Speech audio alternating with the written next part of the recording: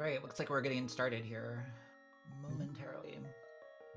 I believe all four of these guys have a 2-1 record, so still fighting for that term in life. Should be a good race. Definitely, definitely. And we are off. Oh my goodness. Okay, well, starting off with that lamp in Link's house, so clearly we're not going to be seeing any dark rooms this race. No, Qirn, ironically enough, not having his lamp yet, but using the old man sprite, so keeping with the lore. I really like that. And with him going to go do a Houlihan, he'll be getting that free warp to Link's house, so he'll be getting his lamp soon enough, I'm sure. Holy moly, tree pool. 8 bombs, 4 of them. Yeah, it's hard to ask for better than that. That's happy times when you find that. And looks like we get a Turtle Rock small key and on the Uncle and a Cane of Burna.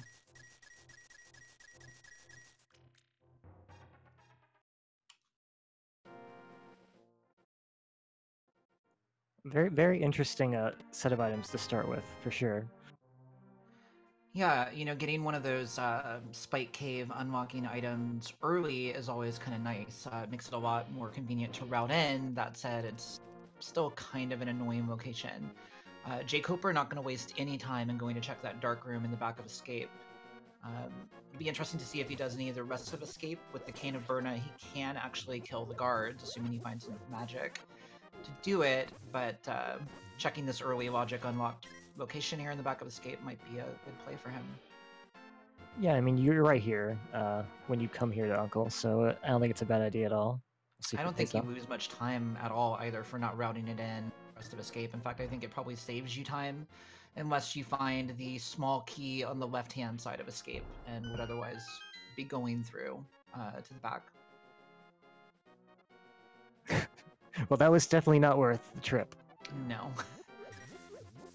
Definitely not. Oh my goodness, and the flute in the bottom of the little thieves hut in the Lost Woods, and Quake on the race game. So you've got all sorts of interesting potential progression early on. That flute is a huge find, though, especially getting it right on the way to Kakariko. It's immediately activatable. It's exactly what you want to see as you're heading down. 2 minutes, and you got your flute. Feels really nice. Yep, free bombs and a free flute, so... something that... Okay, go ahead. No, you go ahead. Alright, I was just gonna say, it would be interesting if, with this flute, the old man is another thing we have... Oh, why can't a bike stand outside? It's too tired. Thank you for that. Yeah, that Oh my goodness. The mirror in Blind's hut. Along with some rupees. And the flippers. Wow. Wow. So this is always an interesting conundrum for me. When you get those early flippers, you start thinking about some of those Zora area locations, that hobo check. You know, that Zora it's always a hard choice to make, especially early, because it is very time consuming. But if they find the rupees, it seems like a pretty good play. Yeah, there are quite a few items in that area, so if you can afford it, then it's definitely worth your time, I would say. I guess they could, since they have the mirror already, they could wait, try and route that in with Catfish, which would be really good. Mm-hmm.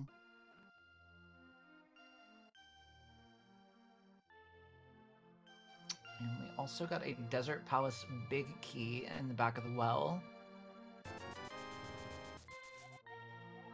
Ooh, and that Swamp Palace small key. That's a huge key to find, unlocking that entire dungeon. And with the mirror and the flippers already, we're, you know, just one Dark World access variant away if we get the hammer from being able to, you know, get the front of that dungeon. Yeah, it's feeling like it's really pointing in that direction with that small key find. Yeah, this item combo is certainly suspicious.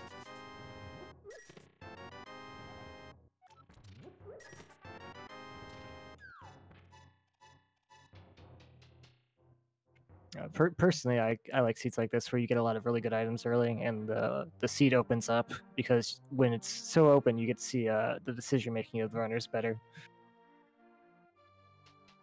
Absolutely, I tend to agree. I think, you know, Keysanity has a tendency to get very, very linear. So it's nice to see an opener where there's actually, you know, some potential for interesting decision making. We've got that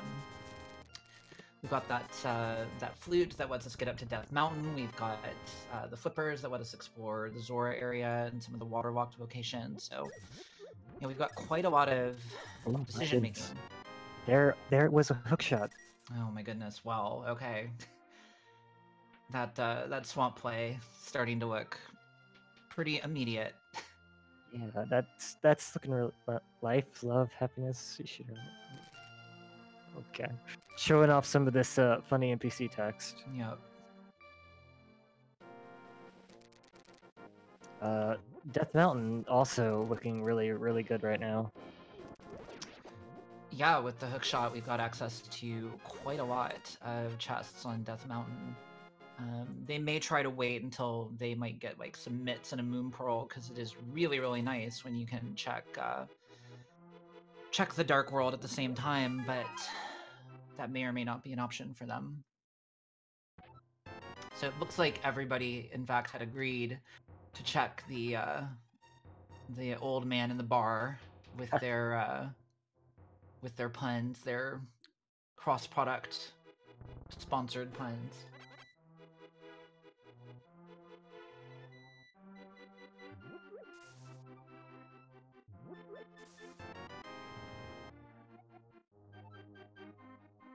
Yep, jkoper coming in here now, completing the circle. Yep.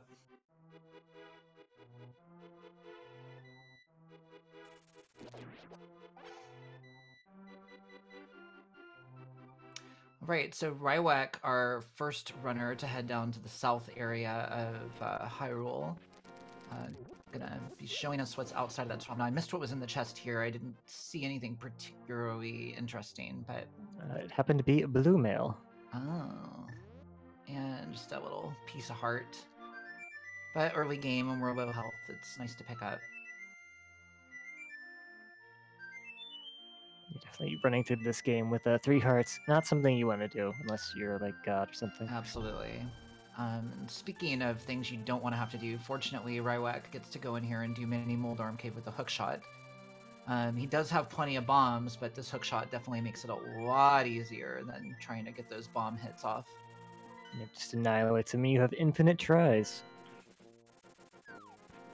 Yep, and the hookshot can also not be dropped into the pit accidentally, which is a great, great thing.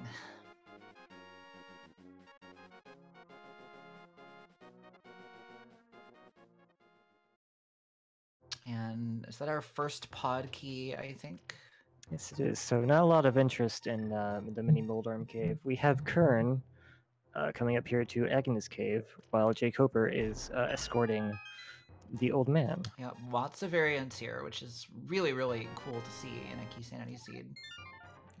I question the move on jkoper's part because now his opponent sees what he's doing, as he is also the old man. I think that, yeah, I think that with the flute, ordinarily that Agnes play is a hard one to make, but I think in a setting like this with the flute, it's a good gamble to make, the one that Qirn was making there. Yeah, that is a place. Even with the flute, a lot of runners will put that off for quite a while. And if there's a good item there, as we have seen in some races today, even really good items can hide there, and that can give you a big advantage early. Absolutely. Ooh, Cane of Samaria on the Lake Hylia ledge.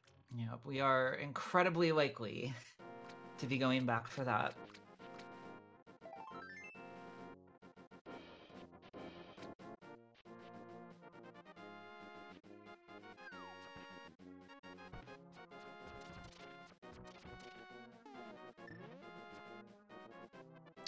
Alright, so it looks like jkoper is going to go up here, probably jump into Tower of Hera for a minute and see what he can... Oh, no. Fortunately, having escorted the old man, he's got a convenient save point, but we'll see if he actually decides to continue up to Tower of Hera or whether now he just hook shots across to go take care of the eastern side. Dead rocks are enemies designed just to ruin your life, I swear. Absolutely. They are no one's friend, that is for sure. So it looks like jkoper is just going to head directly over to the east side. I think this is, you know, fair. With no keys in that dungeon, he was going to get 2 items, and that was going to be it. Unfortunately, taking his second death on Death Mountain to Dead Rocks. He was trying. They call it Death Mountain for a reason. Absolutely. Green Mail 3 hearts. There's a lot of death here. Yeah, those dead rocks are brutal, and when you couple them with those falling rocks, the cabbage, as some runners call it, yeah, it can get pretty dicey up there in a hurry. jkoper not a fan of eating his vegetables at all. Yeah. So it looks like he bailed on Death Mountain and is choosing to go do that South Hyrule route first. He can always, you know, save and quit to get back up there pretty quickly.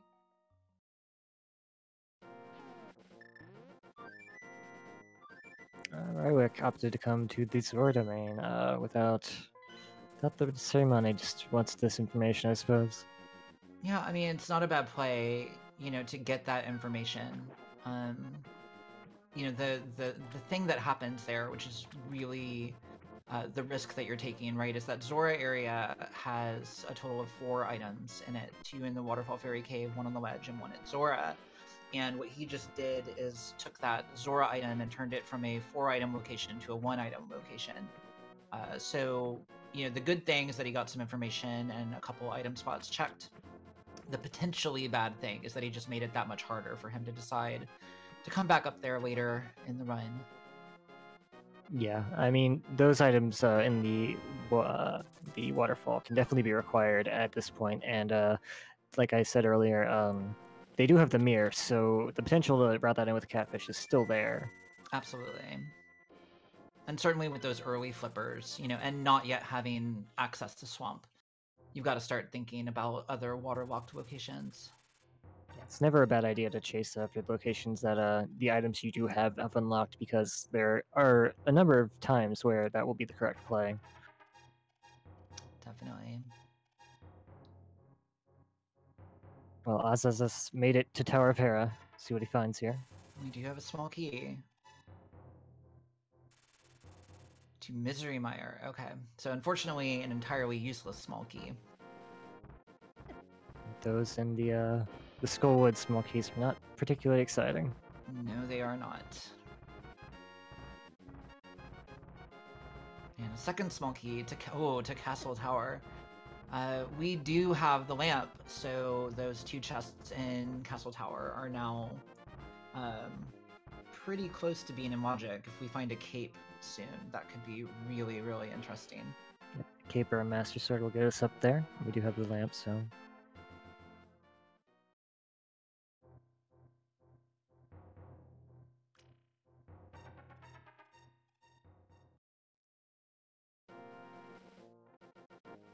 Alright, so jkoper are going to make another run at Death Mountain right now, and hopefully gets bodied a little bit less than he did the last 2 times, and he made it through. Alright, very nicely done.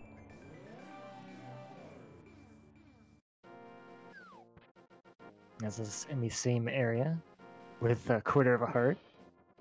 You know, everybody kind of converging on these Death Mountain locations right now.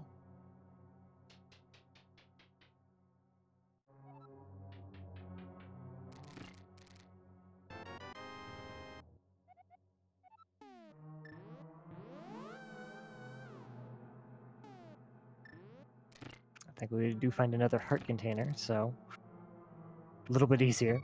It's a welcome sight at this point, I think, for these runners. You know, they do have the blue mail, but still, you know, 5 hearts is no fun. Oh, and there's our Moon Pearl.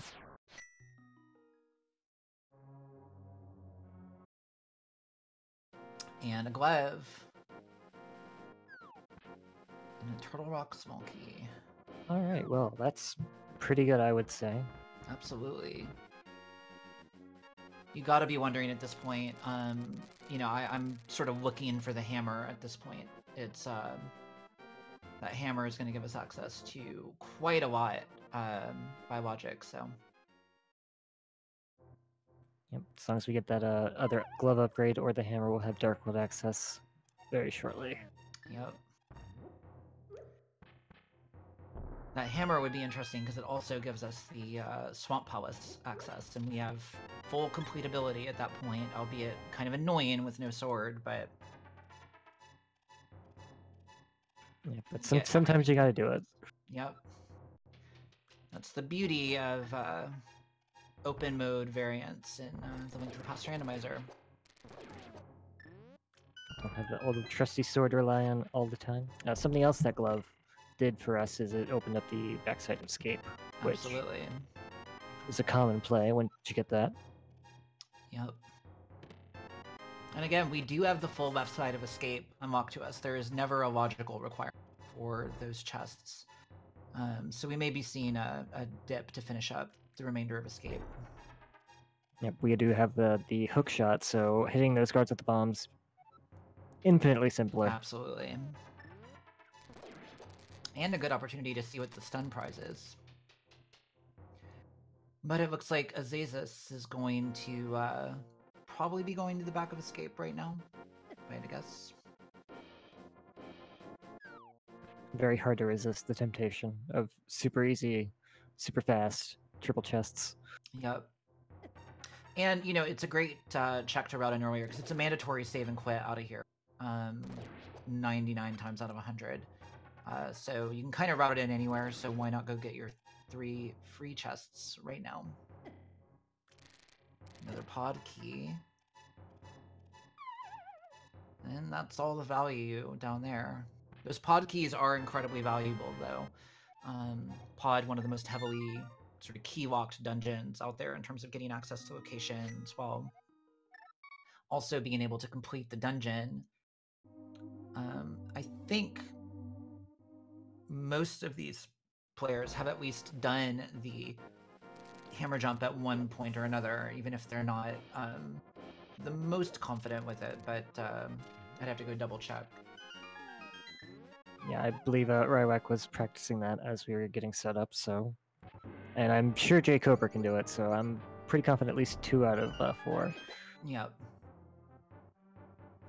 It's been really interesting to watch, you know, that hammer jump was, for quite a long time, considered to be, you know, pretty advanced technique, you know, something that a lot of the more experienced NMG runners knew because it's a big part of that speed run, but you know, not something that was usually all that beneficial in Randomizer. But with the rise in popularity of Keysanity, it's become borderline required learning, since it allows you to skip a key requirement in Palace of Darkness. Ooh, we have a vanilla green pendant. Fascinating. Thieves Town big key. Tower of Hera big key. Okay. That's annoying. That's very annoying. Bait you to go up there right away, and then the big key to Tower of Hera just happens to be in a really accessible location. Yep. They're going to be really, really frustrated when they go up there and find the hammer.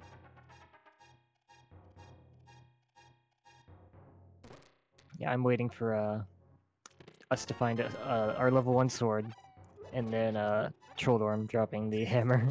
Oh lord, yeah, that is definitely a thing.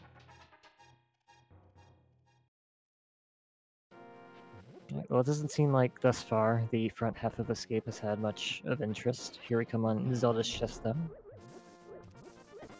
Perhaps it will be worthy of the royalty. We shall see. jkoper actually going to make the early dive into Eastern. I think while you're over here is a good play. There's a few items in here, and it's fairly quick to run through, especially with the hook shot. You take the shortcut on the right side. Yeah, I definitely agree with you there. Just bombs in Zelda's chest. Especially when the Eastern Palace is a pendant, and there's no guarantee you're going to have to full clear it. It can be really good. Absolutely. Even if we end up having to come back here, the good thing is that it's a pretty quick dungeon to run through when you're not grabbing most of the chests. Very true. And it can serve good routing well as well, because pod is, of course, in the same location. Yep. And we do already have the mirror. It's every once in a while you end up in one of those situations where you're forced to do pod Eastern in a really inconvenient way where you finish up Eastern first because you don't have the mirror. But fortunately, none of our runners have to worry about that today.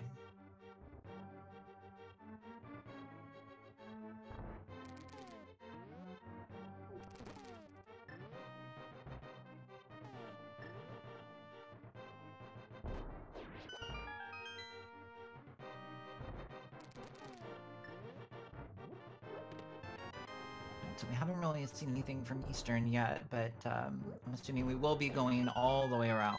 So we've got 2 more chests that we'll be grabbing here unless we find the big key. Yep, and that chest all the way at the end is in the logic, because we do have the lamp. Absolutely.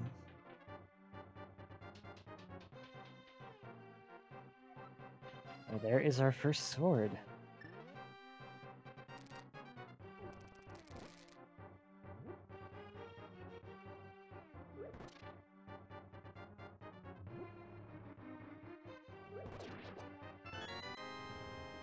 One more and we can get to Aghanim's Tower.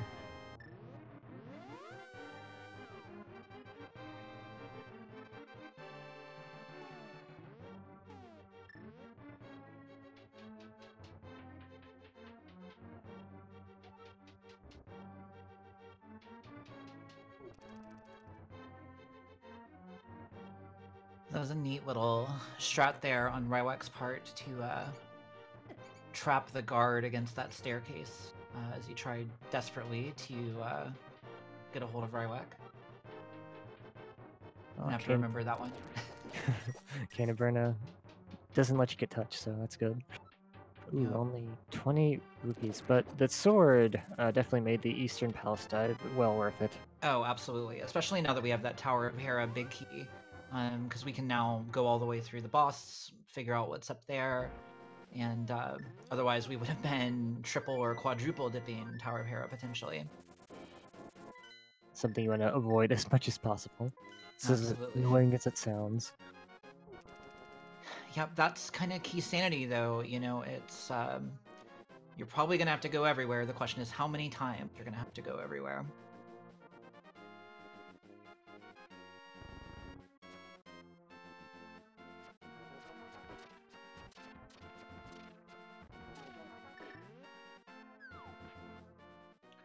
So most of our runners going to be retreading ground that other racers have hit already. jkoper is the one to watch for new information right now, though, with this Tower of Hera ascent here. Yep, he has the means, he has the access, so... Yeah, it's time. So, and he never actually entered in here the first time. He's going to check these first 2 locations. It's very true. That ended up helping him a little bit, I suppose. I don't know if that really makes up for the time loss of the death, but probably maybe. I don't know. No, I have a feeling that at best it's even for him, but probably still a little bit negative. Those 2 deaths were costly for sure from a time standpoint.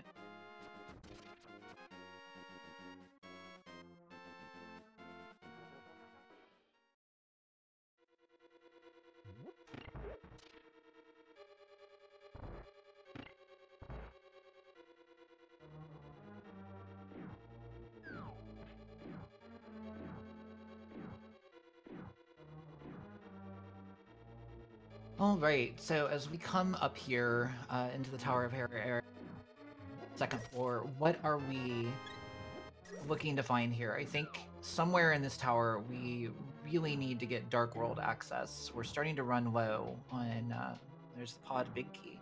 Starting to run low on things that we actually have access to in the Light World.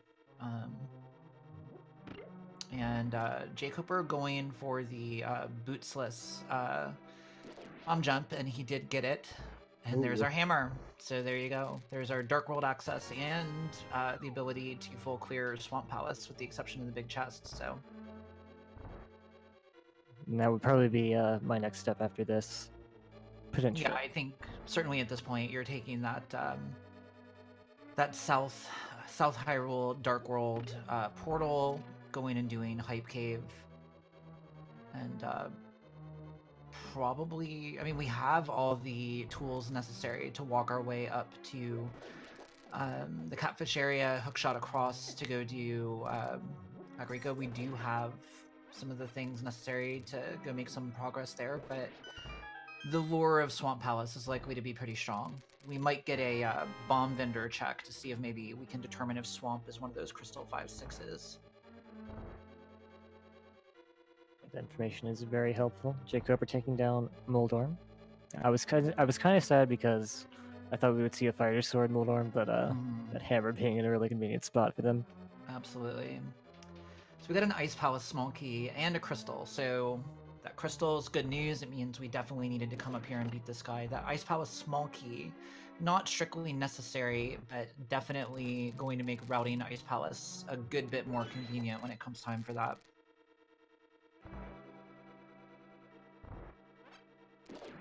That's the main purpose of the Ice Palace small keys. Alright, well, jkoper coming down here, looking to do what you said. I don't blame him. This South Sword check, especially when you're running in here super early, you're still looking for like safeties or something. Doing this South Sword can be really nice because it lets you, if you go to the Belt Track casts, you can leave and do the graveyard area, which is really hard to route normally. Absolutely. We do also have the tools necessary at this point to go grab that Cane of Samaria. So it'll be interesting to see when jkoper decides to go take care of that, or any of our runners, really.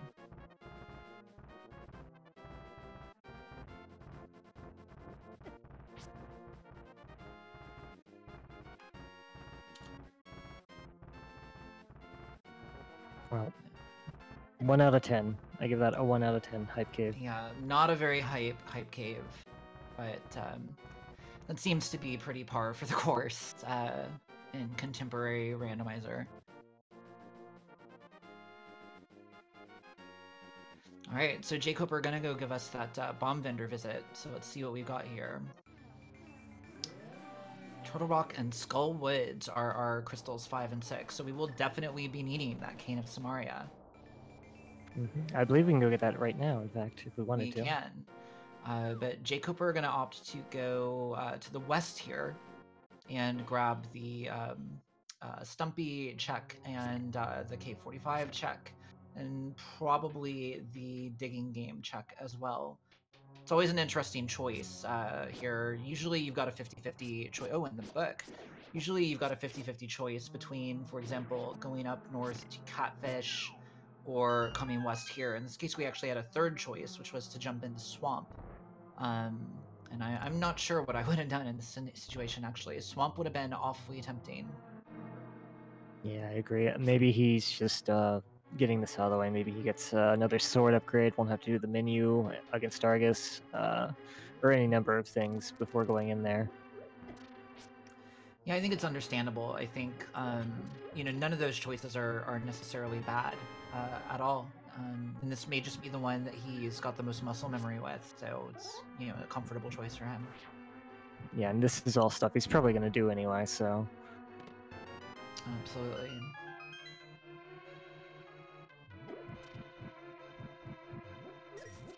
Alright, so what does the Digging Game NPC have for us today? What did he bury in his backyard? A shovel, of course. That would be pretty perfect. I'm just waiting for it to happen.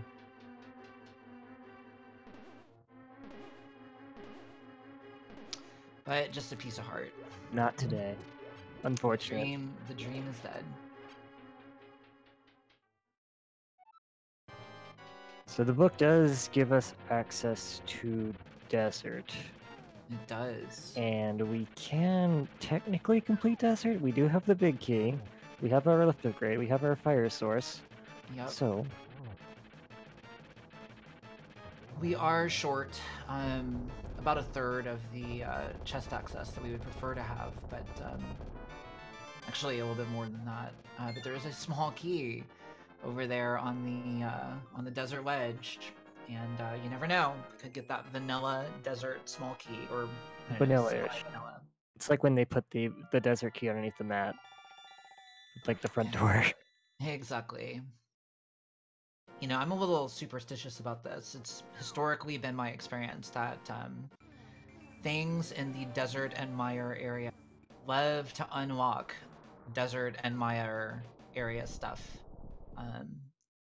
The number of times that I've found the medallion for Misery Mire in Checkerboard Cave or things like that feels inappropriate. And a mushroom. I'm surprised that could grow here with no moisture, but very interesting item. I think it was previously picked and stored. You know, it's like one of those dried shiitake mushrooms you get at the grocery store. I see. Somebody's snack. Yeah, exactly.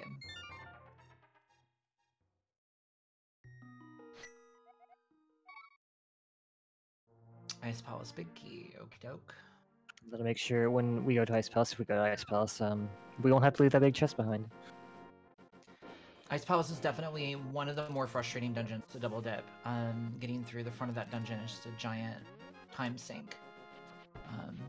You have to go all the way through it, so being able to clear all of that stuff out from the bottom in one go is definitely going to be nice. Meanwhile, Rywek is checking Skull Woods. I don't think we've seen anything out of there yet. He's about to go check the second chest here, and just some bombs. So unfortunately, without a small key, he's going to have to take this route around to the right. For anybody who doesn't know, this room actually, in order to prevent you from soft-locking or a mandatory save and quit, this room actually always contains a small key in that chest. That is the one chest, I believe, that is not randomized. That's correct. Just green rupee, unfortunately.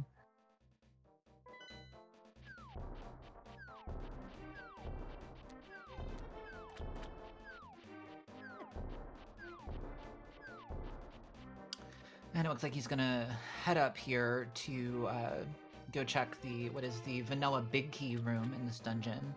Ordinarily, trying to hookshot those jellies without the sword. But for anybody who hasn't attempted the NMG run here and tried to do sort of quick version of this room, this is one of the rooms that can either be incredibly easy or incredibly difficult and painful. And without a sword, it tends to be incredibly difficult and or painful. As you can see, Rywek getting bullied all day. Yeah, gonna go ahead and bust out that Cane of Burnout, which I don't blame him for at all, given his current situation. Makes the game really laggy, but at least you can accomplish what you're here to accomplish. Exactly. Qirn did opt to go into Swamp Palace. And not worth with just some bombs, unfortunately. Value woods, as they sometimes say, not really having the value this time around. We still have the back eventually, but nothing really of significance in the front. Sadly, the lamp not hot enough to burn open the back half of Skullwoods. Yep. We did just get another Turtle Rock key out of Swamp. So we're starting to accrue the resources necessary there. I think that's our second Turtle Rock small key. I believe you're correct. It might even be our third. As us did come here to Thieves Town as well, so... Map of Ice Palace. I believe we found a bottle in the first chest as well, which is interesting. Yeah, I mean, that's a nice location to find it, especially having the mirror, so... Yeah, makes it checking Sick Kid pretty convenient. Absolutely. Looks like Rywek gonna go route in his north of Graveyard ledge check here. This is a little bit time consuming to do right now, but again, it's one of those things that could potentially pay off big if it's got big value. This is one of those locations that's really hard to route in efficiently. So. And I think Thieves Town has so far contained 2 bottles. So the dream here, you know, can we get all 4 bottles out of Thieves Town? I think one of them was at Bumper Kid, but I might be wrong. Okay. And there's another small key to Dark Palace in the swamp.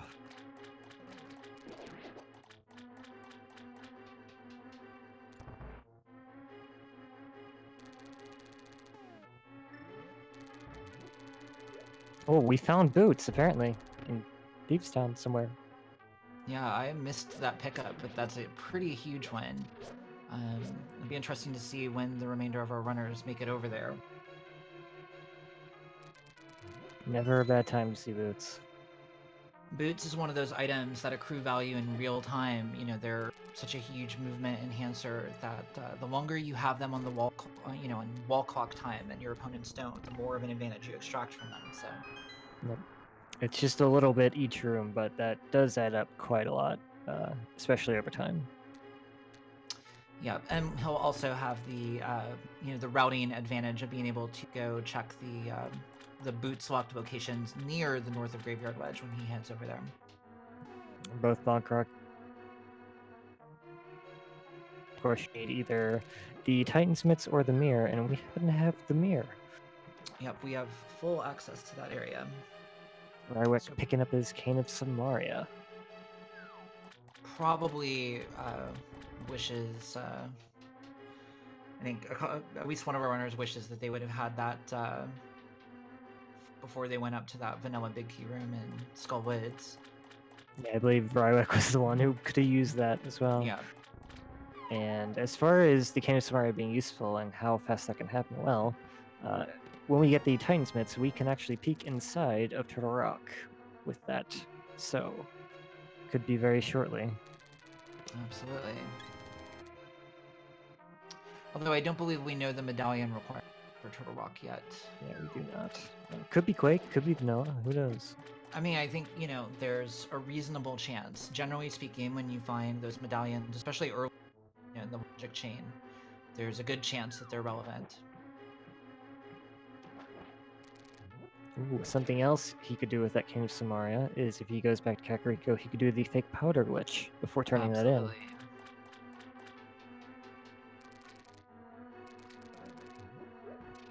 Alright, vsasazas taking his chance against Blind.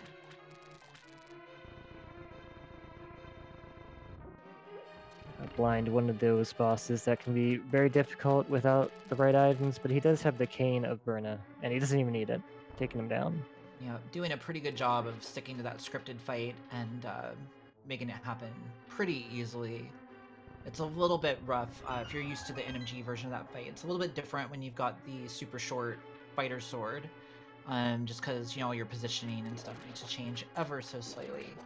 But still pretty straightforward if you know the fight.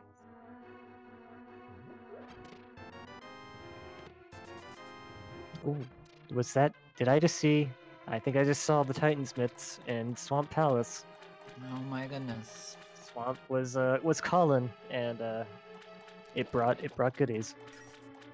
Yep. So this seed so far really needing our run to explore, you know, everything they have available. But Swamp being full clearable, I don't think it'll be too terribly long before more of our runners show up there. Yeah, and that Titansmiths opens up pretty much everything but Ice Palace at this point. More or less, yeah. We don't know the pendants from Azirmire or Turtle Rock, but we could have it.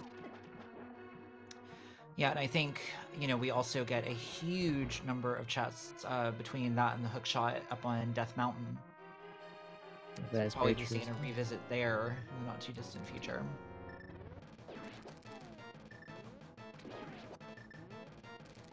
Meanwhile, Qirn playing item menu the fight. Sometimes I like to just use the fighter sword here, so I can just avoid menuing all day. Yeah, you know, I think that the fighter sword strat is actually a little bit faster than the menu boss, but not so much faster that if you're, you know, the timing on that strat is pretty particular, and if you're not super confident with it, I don't blame anybody for going into the menu like this. Yeah, definitely. We did find the big key to Turtle Rock. The sick kid had it. Oh boy. Yeah, that Dark Death Mountain play is starting to look pretty interesting. Everything is opening up. It's crazy. Not even an hour in. Yeah, this is a very, very open Keysanity seed. Item-wise, the downside, you know, is that we still don't have that GT big key, and we still got a lot of ground left to cover. So all these keys are going to be potentially pretty punishing. We did find the big key to Skull Woods and the Bonk Rocks. Not a very useful big key, but it does open in one item location, so it could be worth something. At this point, anybody who manages to avoid, you know, additional dips into dungeons is going to be accruing an advantage. So I don't remember whether jkoper had been in Skullwoods yet or not. I believe he did. I might be wrong, but okay. So Swamp was the red pendant. Well, there are still items that could be on the pedestal. Well, there's quite a few, yes. And in fact, I wonder if Rywek is going to go check it right now. Ooh. So we'll have our answer very shortly, potentially. Could be anything such as Ice Rod. Anything not required to complete the pendant dungeons could be there.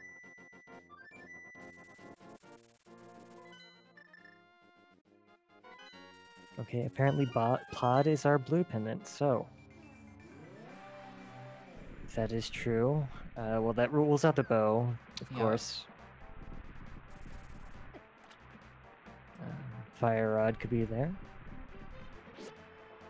Any medallion could be there. Could potentially be powder there, which, having foregone the fake powder, could be a mistake if progression is locked behind powder. Potentially, though, if they did, that'd be all right. Master Sword for the mushroom, pretty good deal. Yeah, definitely not a bad trade. You know, I think really the only question about that trade is the fact that they knew where the Keysanity. I think if we were still looking for it, it would be a pretty obvious choice to turn that in. Fortunately, it says us taking a death in the graveyard to Dark World, perhaps appropriately. Yeah, that is an unfortunate location to take a death in, especially when your Dark World access is still the hammer.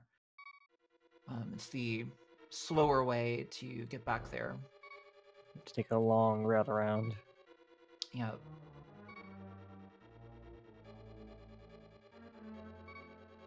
Alright, well, we found the compass of Ganon's Tower. Unfortunately, not the Ganon's Tower item we're really looking for.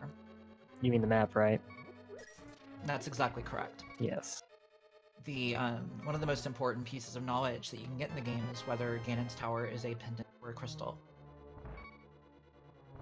It is a long dungeon. You don't want to do that and not have it pay off. Exactly. I mean, you want to go mode that dungeon and, you know, or just avoid it altogether if possible. Okay, well, we'll figure out what Zora's got today. jkoper having enough to pay him off. And it's a key. Skullwood, small key. Oh, that's frustrating. Yeah, that one key is only useful if you go there and if it lets you skip the room with the guaranteed small key, it's okay, but any other time, that's just useless. Well, I mean, it's slightly better than being able to skip that room, because it also allows you to just mirror directly to the overworld entrance that you can just walk back out through, as opposed to having to go through there. But yeah, it's a useless key otherwise. Looks like jkoper is finally making the dip into swamp. Kind of surprising, given how early it was possible. Well, maybe not actually. Yeah, it looks like he's heading up to the pyramid area, perhaps to check the Agate Tower. Anything you might have missed in that area? Not a bad play, although I think, you know... Oh, actually... Oh, he's gonna go get his Cane of Samaria, I think. And route in his hobo check as well.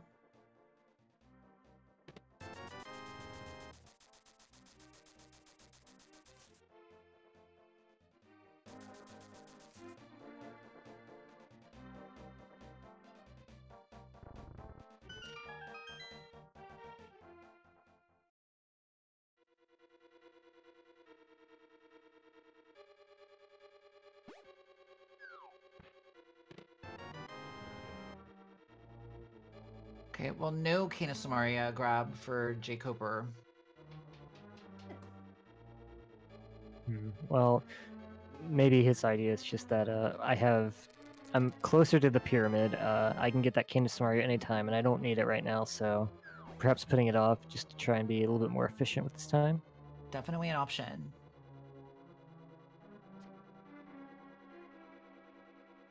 And just a compass on the pyramid. I don't think we'll be finding out what... Most likely not.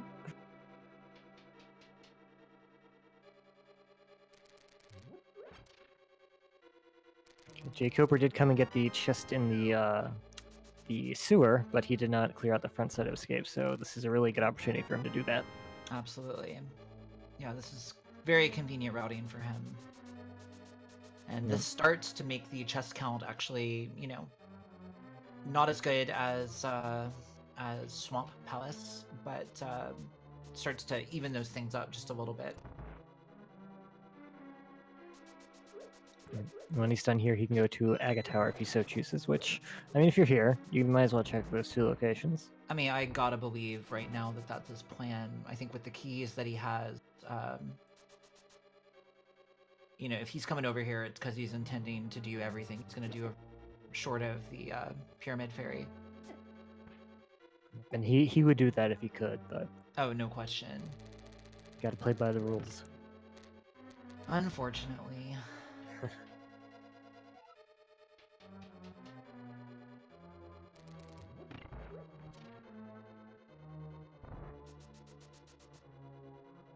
Rywek showing off the cane to burn the stats on blind. Makes the boss a joke, basically. Yeah, it is a little bit slower than the sword shots, but incredibly safe and effectively free.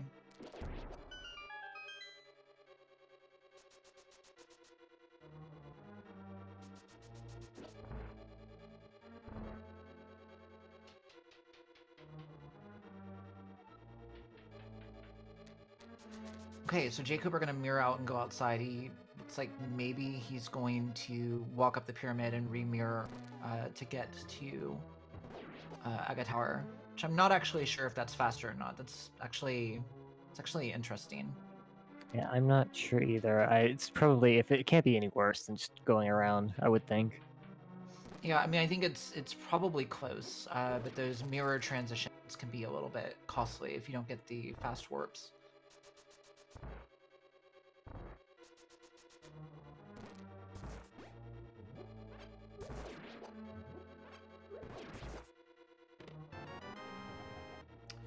Alright, so we've got 300 rupees in the first chest. Rywek about to do that fake powder glitch, so we're going to see if this pans out for him. It's going to be a huge edge for him if it does. It's one of my favorite glitches in the game, just because it's so edge case. And just a piece of heart, so that's a bummer. But at least he knows, you know, and it's not in the back of his mind, which can definitely be a help. Yeah, definitely. And if we find that powder later, his opponents might check the bat in a less efficient way. I think that anybody who turned in the mushroom, if they find the powder in an interesting spot, they're gonna suddenly be very worried what the opponent might have done. That is the fear. With these secrets break, you choose not to do, is if your opponent did it and it looks like it would have given a huge lead, you're really worried that they did, and they did. Yep. Coming up here to Pod now. Well, we do have a number of keys for this. We have the big key as well, so might as well. There's quite a few item locations in here as well. Yep, I believe we can, if we had the items available to beat the boss, we could beat the boss and leave behind one chest, as long as we hammer up. Actually, well, yeah, if we had the bow, then we could do that, but we don't, so. But we will be able to clear out, make our way all the way to the back and clear out that if we so choose. Those two chests on the right side, locked by the bow, unless you hover, which I don't think any of these runners are crazy enough to attempt. Yeah, I think even most of the runners who hover, that tends not to where they do it. It's very edge casey and sort of finicky. Yeah. Looks cool though. Oh, very cool.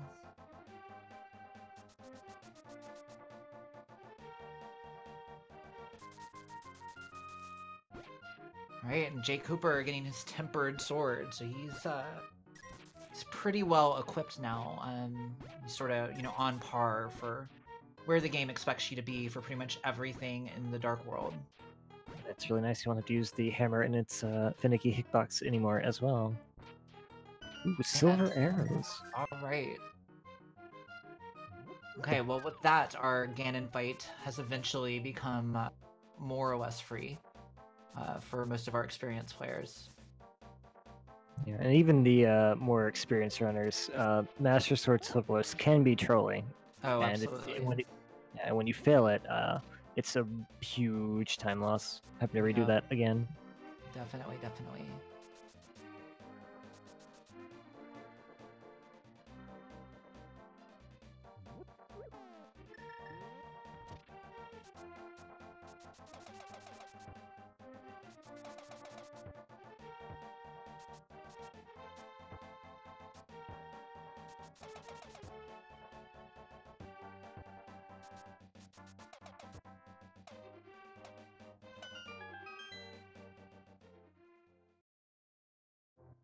We got that map of Turtle Rock. Unfortunately, information we already had. Yep, the bottle bender was giving that, not the bottle bender, the bomb bender in the Dark World was giving that away for free. Still, jkoper opting to come down here to do the hammer yump, always a good idea. Yep.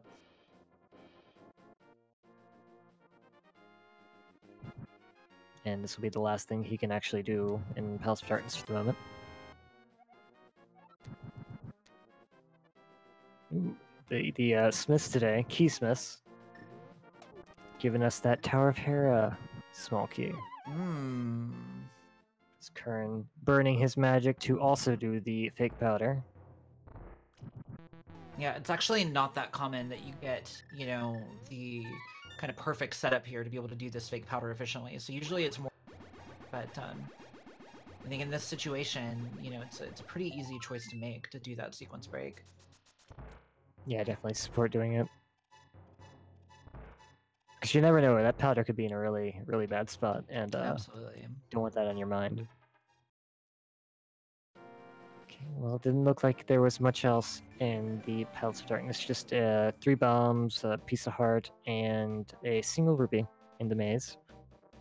Yep, getting that tempered sword, not insignificant at all for jkoper. No, not at all. It's gonna make everywhere he goes, it's gonna be a lot safer. It's gonna make a lot of his boss fights a lot faster. For example, if he has to fight Beatrice without the bow, you don't want to do that with the fighter sword. That's not gonna be fun. I have done that, and you know, for certain definitions of fun, it can be quite fun. But, sure. Not necessarily the definition of fun that you want to run across in a tournament race. No, trying to hammer him as he's hopping towards you is it's scary. Even in the best case scenario, it's rarely a situation confident to describe yourself. Knocking down that Bombos tablet while he's in the area. Looks like he's finally gonna set his sights in Swamp Palace.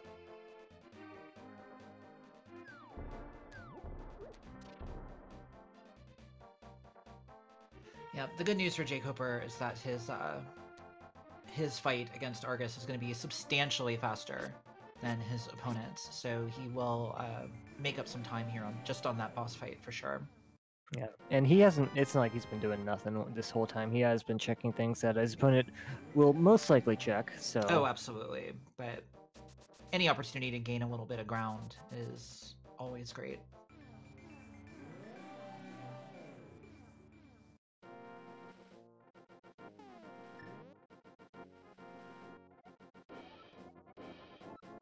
Alright, well, as divided as things were just a little bit ago, we have everybody in the Swamp Palace area, Qirn flying away at this moment.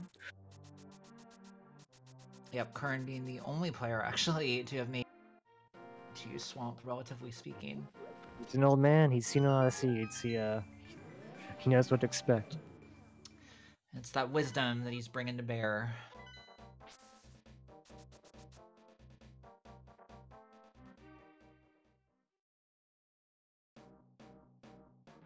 And something else jkoper will probably do while he's in this area is after he finishes Swamp, gonna go get back into Samaria. Yeah, I think it's definitely time to go pick that up on jkoper's side.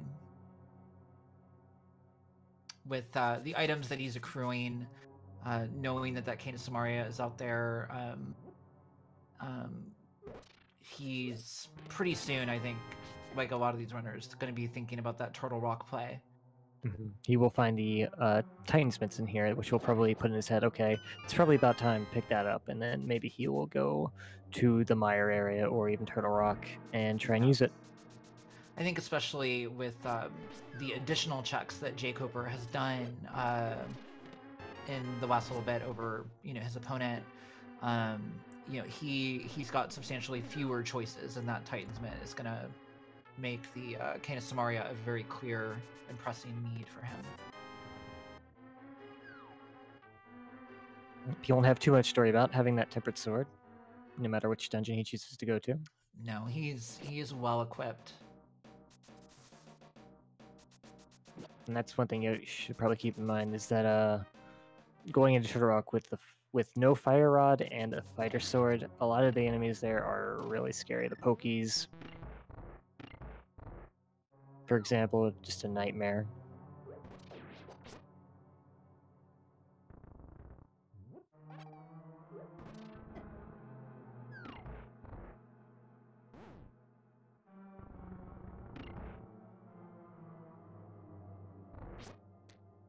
Rywek opting to do the spin strats with the Fighter Sword. Yeah, now it is actually possible to get doubles with this, but it's already faster than the menu fight, and I think it's a very good strategy if you know how to do it.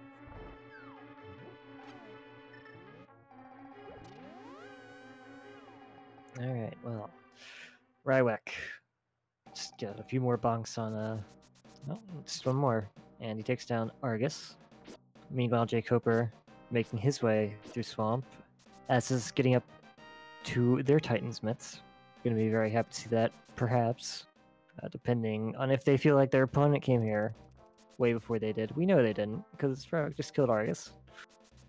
But that is something that haunts you during these runs. You never know what your opponent's doing, because you're not privy to that information.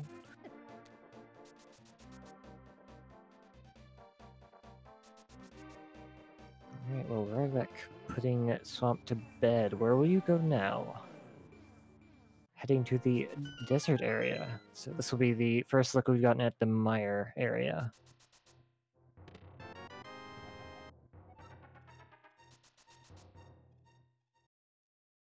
Oh, was that Quake? Didn't get a good look at it, but it looked like Quake. So, Mire, completely open right now. I don't believe we have the big key for it yet, so you can't complete it, but you can definitely get in the door, and there are a lot of chests between Vitreous and the entrance, so...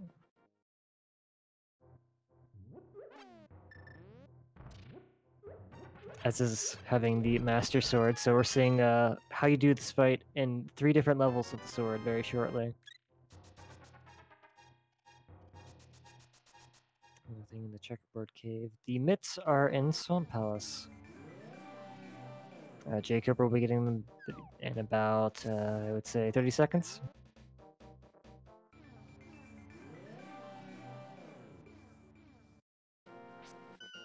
Okay, Rywek, knowing that Mire can get in, opting to come up here to...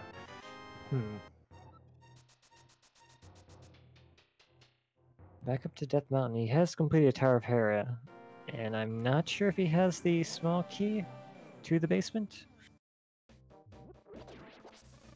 Well, he does have the Dark Death Mountain, so getting this cleared out, as well as the information on the Turtle Rock Medallion. And he's going to check the Ether Tablet. He won't actually be able to get it since he has a Master Sword or better. The Small Key of Evil's Bane. So I'm not going to lie to you, chat. I'm not particularly familiar with some of these tablet inscriptions for the Keysanity mode. I assume that's probably a Ganon's Tower small key?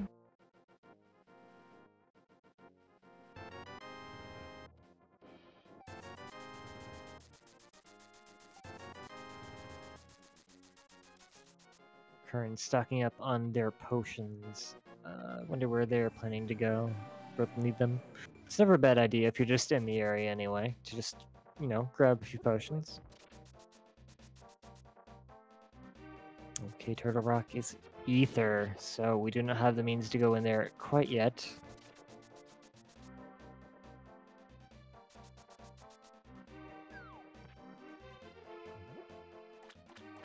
Meanwhile, jkoper finishing up Swamp. Mirroring out. I wonder what their plan is. Okay. I believe they just realized that Canis Samaria is still sitting on the lake, and they're gonna go get that now.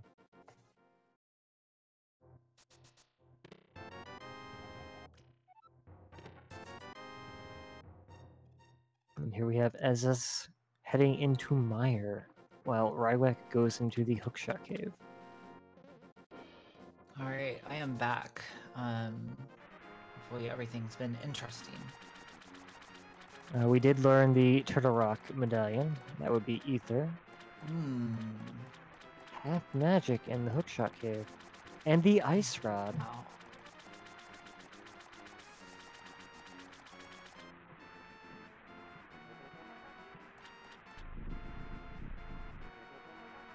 Alright, well, Rywek opted to come up here to Dark Death Mountain. Looks like they're heading to Spike Cave now. Meanwhile, his opponent did go into Misery Mire, which Rywek opted not to do. So Rywek went to Mire area, saw what the medallion was, and opted not to jump in. Correct. It's an interesting choice. Yeah, he does not have the big key, so he can't complete it, but...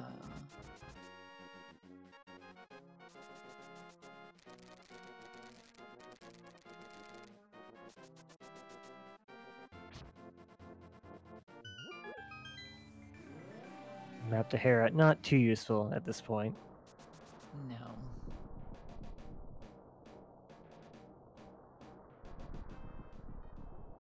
And a little bit annoying to have to be doing this torch block puzzle with the lamp, but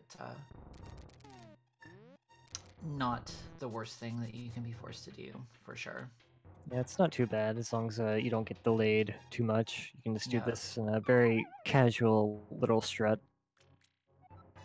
Yeah, a lot of people think that you need to actually push all the blocks and then go away the it's actually possible to do it kind of naturally as long as you don't delay. I believe that's the second race I've seen today where that's been required. Oh, fun. We did also learn what was on the Ether tablet. It was a Ganon's Tower small key. Or so we believe. A small key of Evil's Bane. Ooh.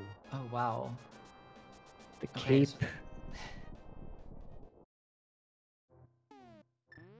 I don't think that's going to be required, though, since we know what Bumper Cave has today. Yeah, I don't think it's going to be required. The interesting thing is that it might be on Rywek's mind for a bit, because it's still on Fighter Sword. And doesn't know when he's going to get his second and or third swords. Well, as far as entering Aghanim's Tower, that might be a little bit of a paradox, since we do need that or one of those swords to get there and actually get the lumberjack check. True, actually. That's a good point.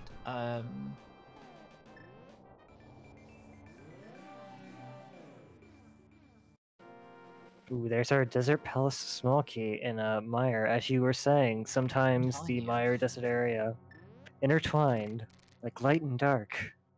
One of these days, I want to go in and figure out, you know, because they're... the light world and dark world parts of that area are kind of intertwined logically, really interestingly. One of these days, I want to actually go figure out if there's a reason for why the thing I just said is potentially true, if in fact it is. It's always interesting to try and figure out the reason behind trends you notice in randomized things. Ooh, jkoper showing off his patented half and half pet for the peg cave, doing part of it before turning into blacksmith, and then when he comes back, only doing part of it again, and it magically opening. Interesting. I've never done that. I don't know how useful it is, but it's something I've seen him do before, and it's always really interesting to see. Speaking of interesting to see, Tower of Hera basement. Yeah, let's see what we get. Oh boy. Not what Qirn was looking for. Now this pod small key in the right-hand side of desert, past the small key door, much more valuable. Those 10 arrows, not so much.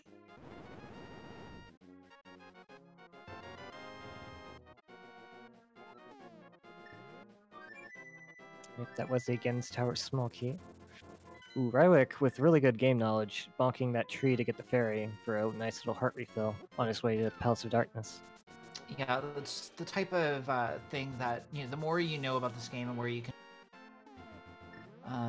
you know, again, it's just a confidence boost when you're going into some of these areas with low health. And knowing where you can refill it or find, say, full magic in one of the trees can be very useful. It can give you these little advantages over time. Absolutely.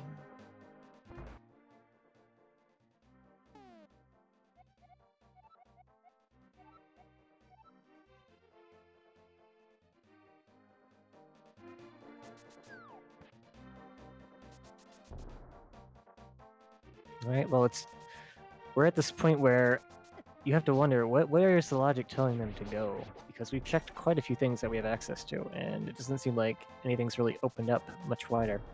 We have. Now we have gotten at least 1 or 2 additional pod keys since the last time some of our runners were in there.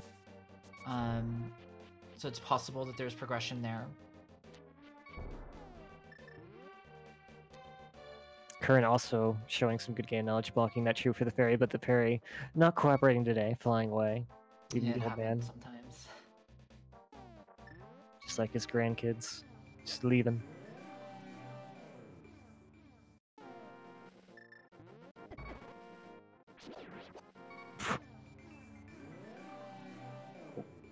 Cuts that laser bat, gets pushed back in the dark world. Surprising how violently he got pushed away as he mirrored on top of it. The barrier is no joke. They really don't want you to get in there.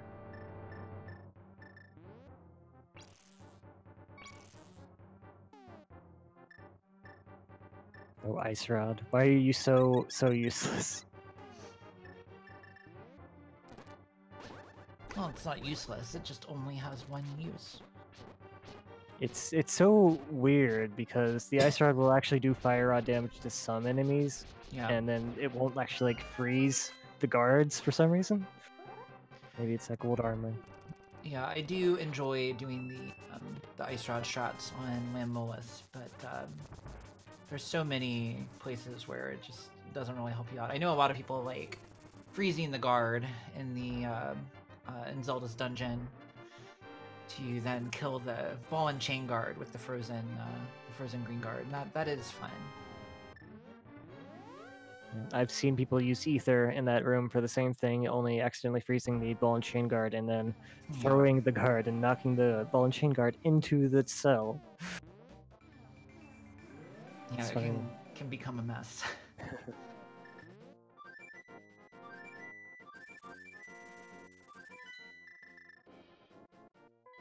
Alright, so with that last sword pickup in Eastern for Rywek, I believe all of our runners are now sword or higher.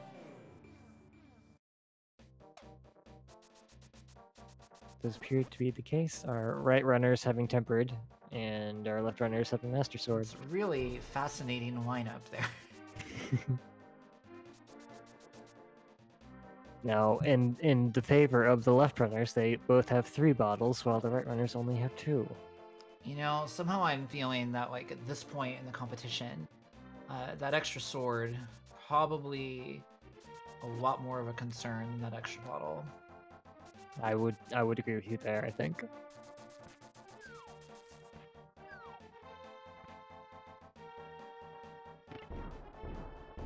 And Qirn getting a decent little Kiki dash skip to cut short the walking animation there. That's always a fun one.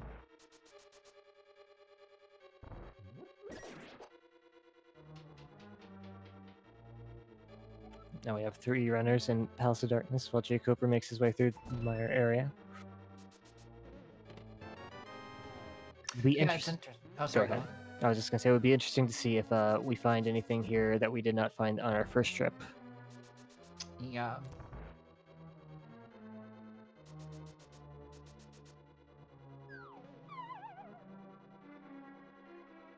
Yeah, I believe that, so nobody, you know, has obviously right side chests that are bow locked, but I don't believe we've seen the vanilla big key chest either.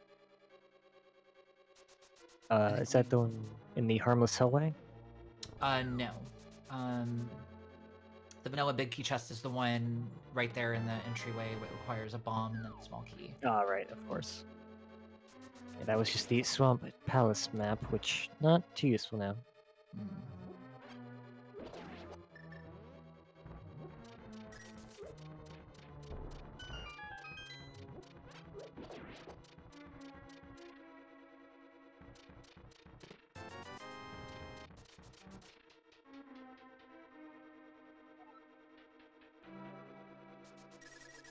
Yeah, it's starting to look like we may end up going into Turtle Rock without either rod. Yeah, the ice rod, of course, is in the Hookshot Cave, and we did find ether in Misery Mire, so that's definitely seeming like something that they'll have to do shortly. Right, that's true. I'd forgotten about the ice rod, but going in without the fire rod in some ways is even more punishing than going in without the rod.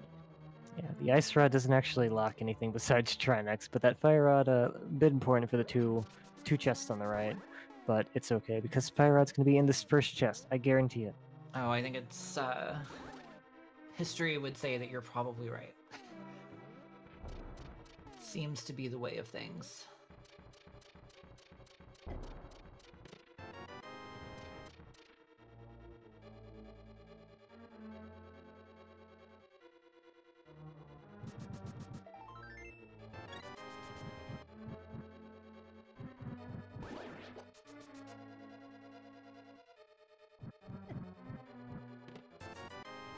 All right, so again, lots of retreading here, but we'll be looking for somebody to go into Turtle Rock as kind of our first big new location check information. Yep, I don't think Azazas opened up to Rock. I might be wrong. I have a tendency to forget things about 10 seconds after I see them. I am the same way. But I would think if he's up here, you know, with all the stuff he's checked, Turtle Rock looking pretty good right now. Absolutely. I think especially having just found that ice rod as well, because I believe he was just in Hookshot Cave, right? So this is a pretty timely find for him, given that he has ether when he's up here. Yeah, and if Fire Rod is in Turtle Rock, it's a dangerous thing to just leave there when you find that ice rod. Absolutely. I mean, I'm not sure there are many more places where it even could be, so. Well, if Bo is in here, it could definitely be on the pedestal. Sure. That'd be a treat.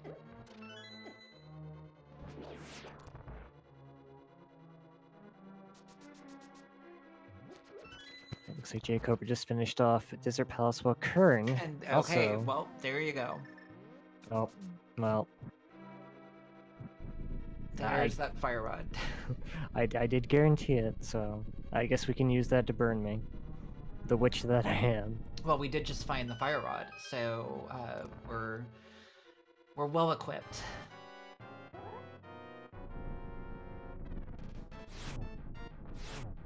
All right, well, with that, this Turtle Rock play, definitely a good win.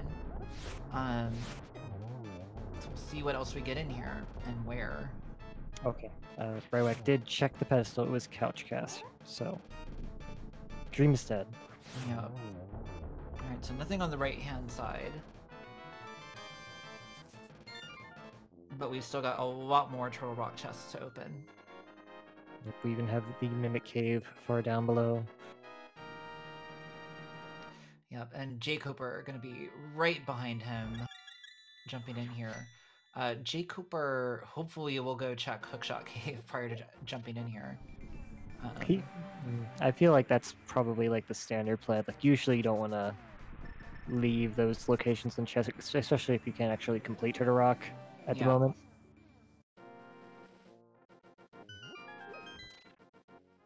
Ooh, Thieves Town small key. And there's another interesting one that opens up the big chest. Yes, it does. That Thieves Town big chest always has a habit of being obnoxious. It's blocked by just enough progression, especially in Keysanity, that it can be problematic. So we're an hour 15 minutes in. Let's take stock of what we still need. We still need the bow to complete Ganon's Tower. We're still looking for that GT big key for sure. Is that it? Well, let's see. It's a little bit hard to read the tracker on the commentator stream. I apologize, but let's see. We know that on jkoper's side, for example, we know that he's going to be able to take care of Turtle Rock. We've got Meyer beatable, I believe. And yeah, I don't think we're missing much else here. Azazas did opt to check the vanilla big key location, and Turtle Rock gets a butter sword for his efforts. Now, what's interesting here, with both Pod and Eastern being pendants, we do have the option of finding the bow in... Ooh, that is true. There is no guarantee we will find it before we go into GT. That'll be interesting. Yeah, and we've seen a lot of these dungeons checked. I think the only crystal dungeon that we haven't been in at all is Ice right now. And that GT big key, also perfectly possible for that being Ganon's Tower as well. Absolutely. And with just getting the Fire Rod up here in Turtle Rock, Ice is now accessible to us, so that might be our next destination here. Yeah, that would make a ton of sense, considering we do know it's a crystal, so might as well knock that out. Guaranteed progress. Absolutely. Got a sink on the left side. Really nice. Almost. Very close to sync.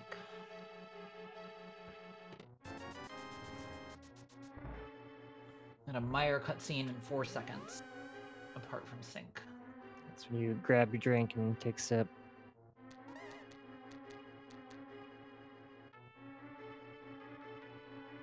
Question in chat for Ogi. What was on Lumberjack? The cape was in Lumberjack. Unfortunately, not of importance this seed, as we saw Bumper Cave had a bottle. Yep.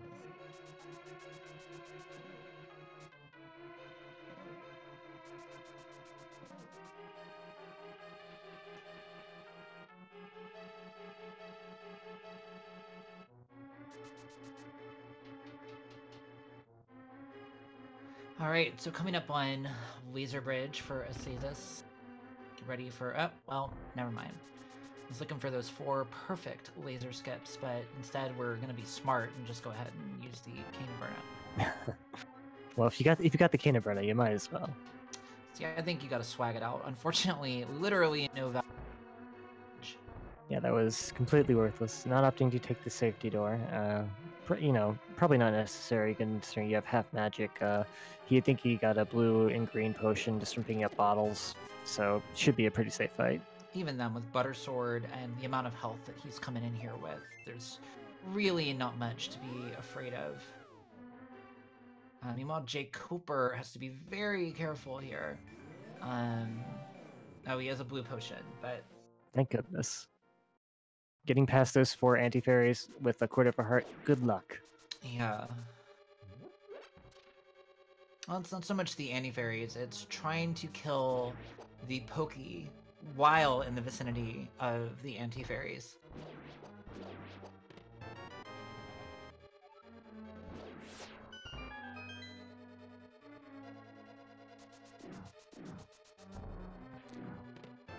Alright, very easy. Trinex fights gets the quick kill. Trinex head is vulnerable until his body starts glashing, so... Just a piece of heart from Trinex. Yep. Alright, vsasazas, where are we going next? Are we going to be making the Ice Palace play? That seems very, very likely. We know we still need to mire a big key to actually get to Vitreous. Why not Ice Palace? Why not? Yeah, I mean, you know, I think that given what we just unlocked, I think it's a good chain to follow. But we might be going to actually check that Thieves Town big chest. Or actually go finish Skull Woods, potentially. No, did he already do Skull Woods? That would be impressive, considering he didn't have the fire rod until this very moment.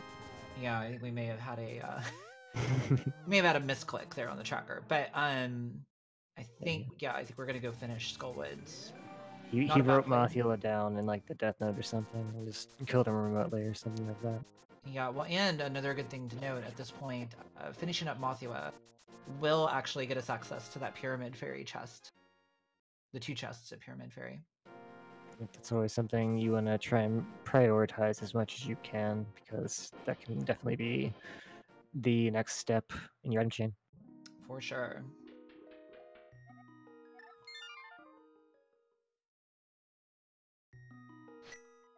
You never know, maybe we'll find the bow and the GT big key in there, and then we can just run through the rest of the game.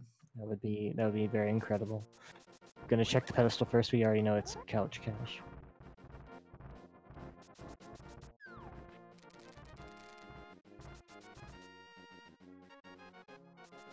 Yeah, as chat points out, even if Eastern Palace and Pod are pendants, the bow will always be required just to kill those 2 or 4 red mimics in the Gauntlet of Ganon's Tower. Yep.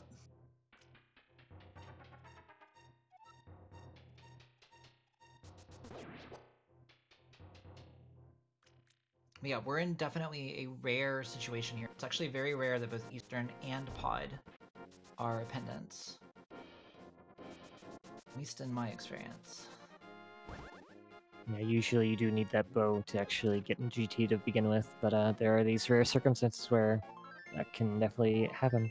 Just like there's circumstances where the Cane of Samaria might not be required. It's rare, but it does happen. Yeah. What's great is when it's not required for anything in the seed, but it is required to get the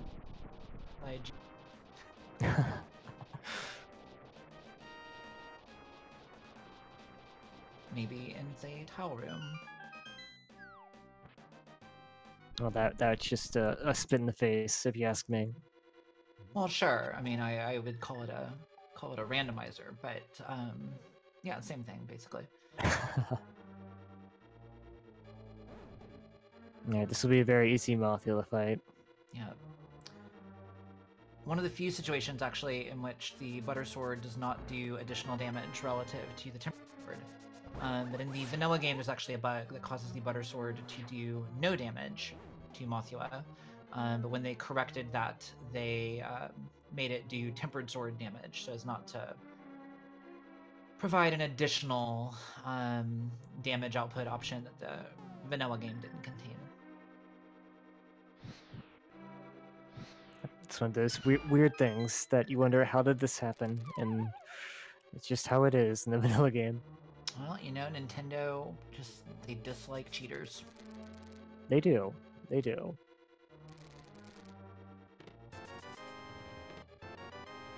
As this is making that ice dive, I agree with this very much. Yeah, I think this is definitely the play at this point.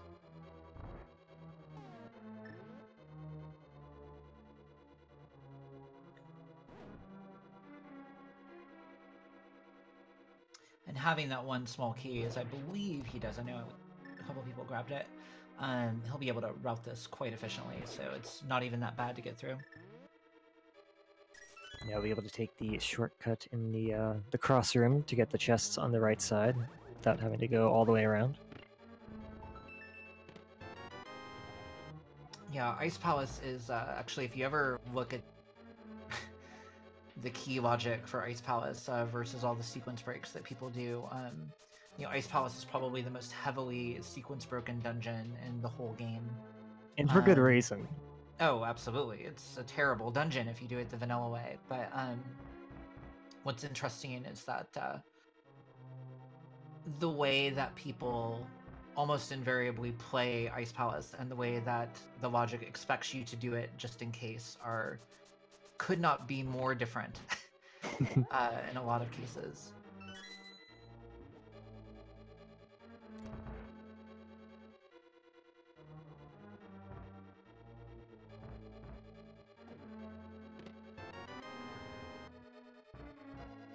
I wonder if jkoper had to step away for a moment, or if this is an issue with the stream, taking a long time to get up to the rock.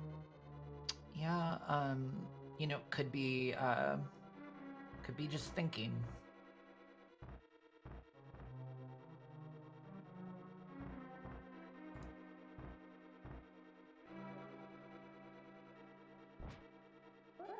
I think at this point, though, he probably had to take a moment for something, so I hope everything's okay. Yeah, same. Meanwhile, as this is making his way through Ice Palace, doing the bomb jump, one of the most important tricks you can ever learn if you're going to play Randomizer. Yep. Literally skipping 3/4 of the dungeon in the vanilla speedrun and substantially breaking the intended logic in most randomizer seeds.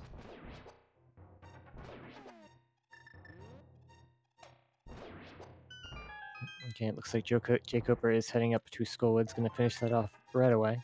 Not a bad idea at all. No, it's quick enough to do and 2 easy locations. Plus, again, getting you that pyramid fairy unlock. And if you haven't checked Pedestal, this isn't a great time to do it, and there's never really like a good time to do Skullwoods. Absolutely. You know, the upshot here is that with all of our runners having the flute, which is the case, you know, it's relatively quick to do. Between having Titan's Mitts and the flute, it's not a long detour, and it doesn't really cost you or save you much time overdoing it at any other point. We did find the big key to Eastern Palace in Ice Palace.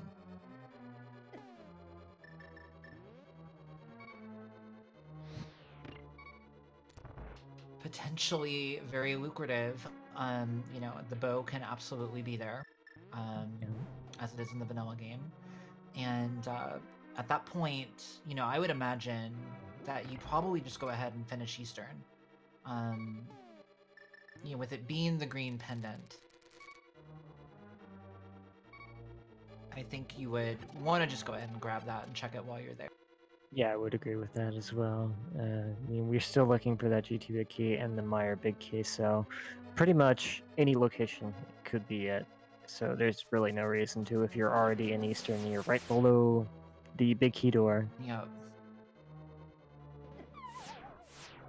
And jkoper using that extra useless skull with small key to avoid having to kill that Gibdo just before Mothula for the extra key. Yep. It's still pretty quick just to kill it, but it's still a nice small time save, saves you a headache, potentially getting grabbed as well. For sure.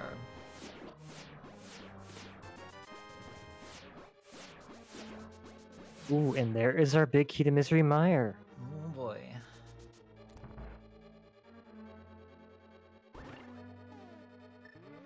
Are we gonna make it 3 big keys in Ice Palace?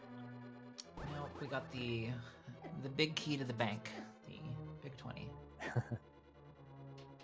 Well, cold start. might be holding out. I mean, there's 3 cold stairs. Maybe they each have a big key, and we just got 2 of them in like wouldn't their that be rooms or great? something. That boss is so annoying. I feel like it should give you 3 items. Yeah. Fortunately, as is this with half magic, the gold sword, not gonna have a lot of problems with it, I would imagine. No, I expect this to be pretty easy. Let's see if he can get the boss buried in the corner there. He does get the spin-off. 3 quick hits with the butter sword, and all 3 of them will be dead. Nicely That was done. definitely smooth as butter. That was a good one. I tried very hard. Alright, well, now we have the choice of Misery Mire and Eastern Palace. Probably Misery Mire would be the thing you would latch on right away. Yeah, I think being able to go ahead and complete that dungeon. It's a crystal. We know we need to do it.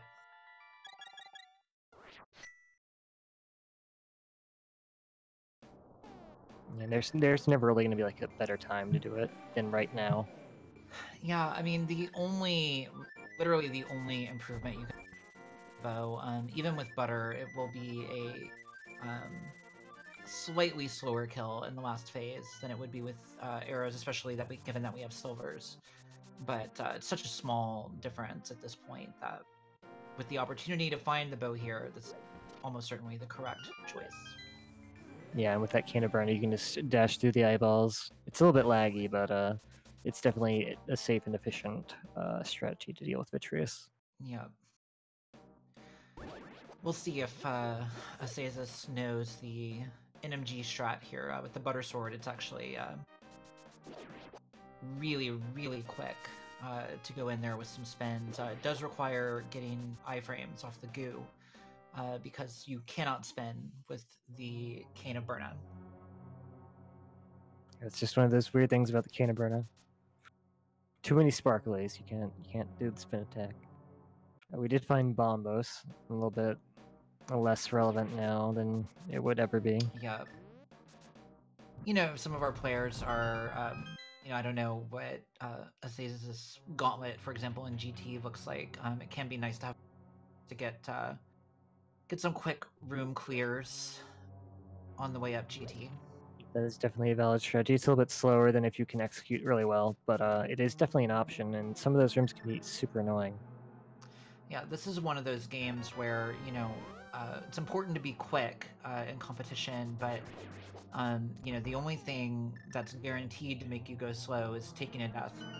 So, sometimes having those strats that are 10% slower, but for you, 100% more consistent can be a win overall. Yeah, absolutely.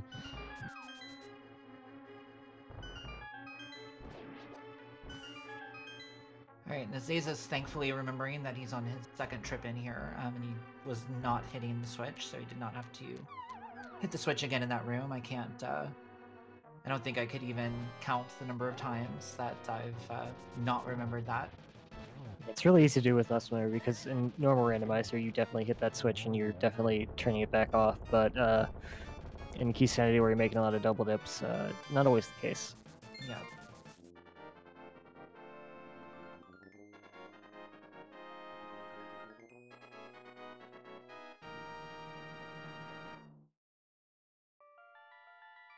Okay, and vsasazas is going to go for that NMG strat, taking a slightly different approach to it than the normal one, but seems to know at least the principle behind it. I believe the goo does less damage than Beatrice does on touch, so... That's correct, although it's specifically the outer goo, light goo.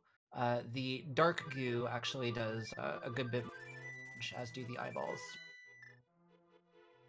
Alright, well, there goes Vitreous, dropping a small heart piece. Alright, well, with that, it definitely seems like that Eastern Palace big chest might be the thing to do. Yeah, that's the thing that sticks out most in my mind, so... I think the question is, I've got to be assuming if this is me right now, I might not get what I need. Oh, looks like we're gonna do Pyramid Fairy first. I think this is definitely the right play first. Yeah. But after that, you've got to be assuming that you're not necessarily gonna find it in Eastern.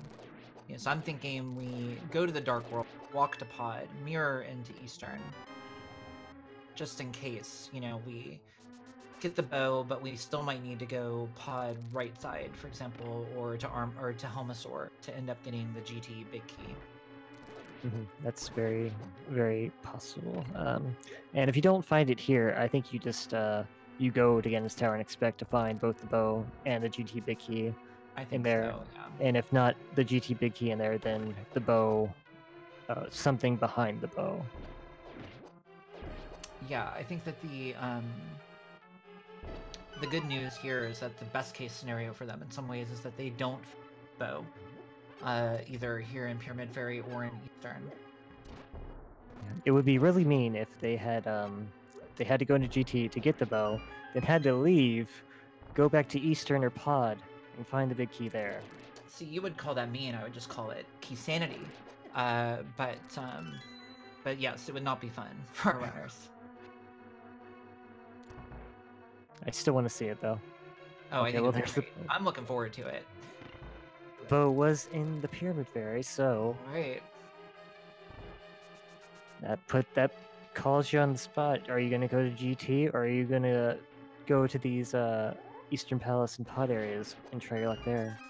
Yeah, that is a tough call. Okay, now this is interesting. We might be going to check the Thieves Town big chest.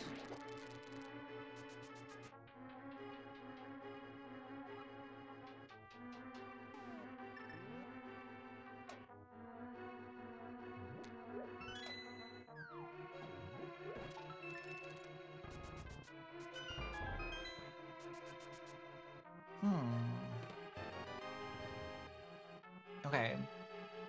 Has he not done the smiths and everything yet? That is what it looks like, yes.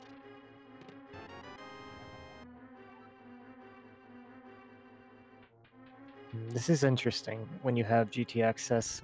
I mean, if you're trying to be thorough, it does make sense to do this before going there, but at the same time, if it is in GT, I don't know, it's really rough to make the right call here. Yeah, I think especially, in addition to having GT access, having gotten the bow so late, as critical progression, you have to be thinking about those bow locked places.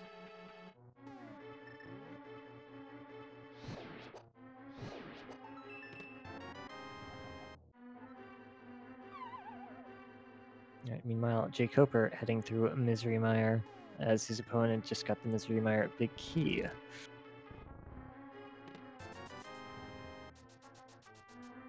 Yeah, I think Azazas potentially has definitely has potentially a bit of a lead here, but depending on the choices that he makes and how quickly he can get through some of these Smith's area checks and then move on to something else, he's definitely losing a little bit of ground here, at least in the person view that we have here.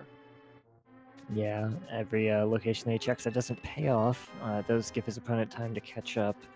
And depending on if Rywek just zooms in on that GT big key after he clears Mire. Yeah.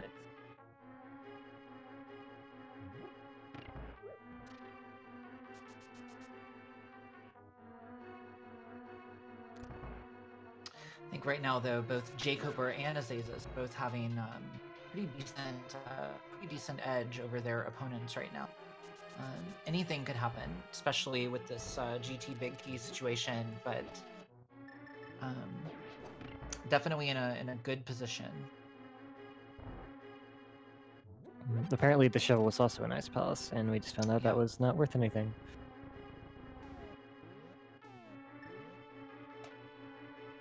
Okay, well, it looks like Azazas is stocking up on supplies, so that's a pretty strong sign that he's planning to be making a journey to a dangerous place. Okay. Oops. just gonna take his chances and say maybe Ganon's Hibiki is in Ganon's tower.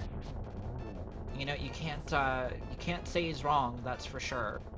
You know, the only question is whether he's right. Yes, that is the question. And to be fair, as far as probability goes, there are a lot of chests in Ganon's tower compared to these other options. Statistically, with the items that he has, numbers play. You know, it's just you never know. You never know.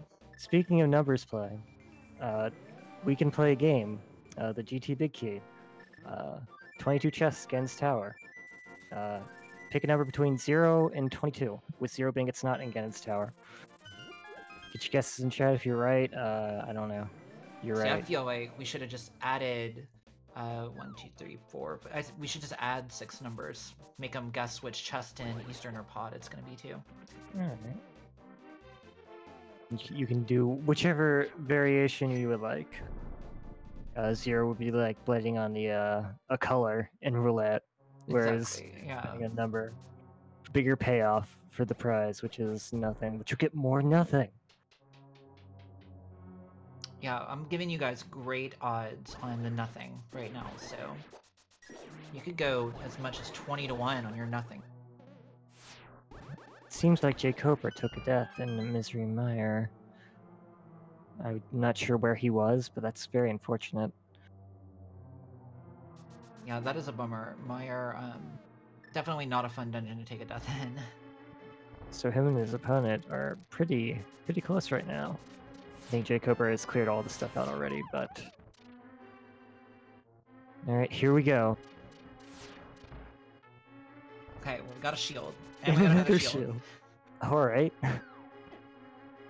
So we're off to a good start.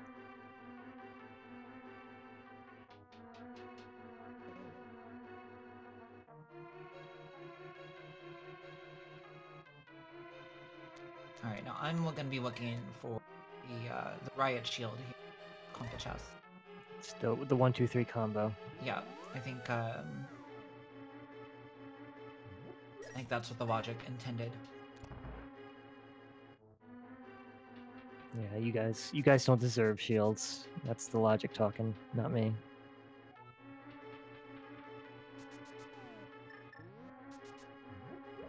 Okay, we got the lesser boomerang. Oh boy. There it is. Alright.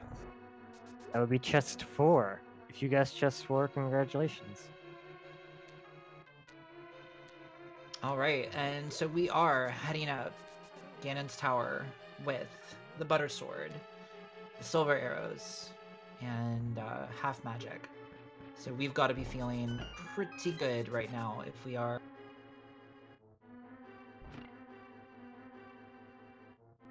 Yeah, definitely, especially since he opted not to check those Bowlock spots. He's probably feeling pretty good about that. Absolutely.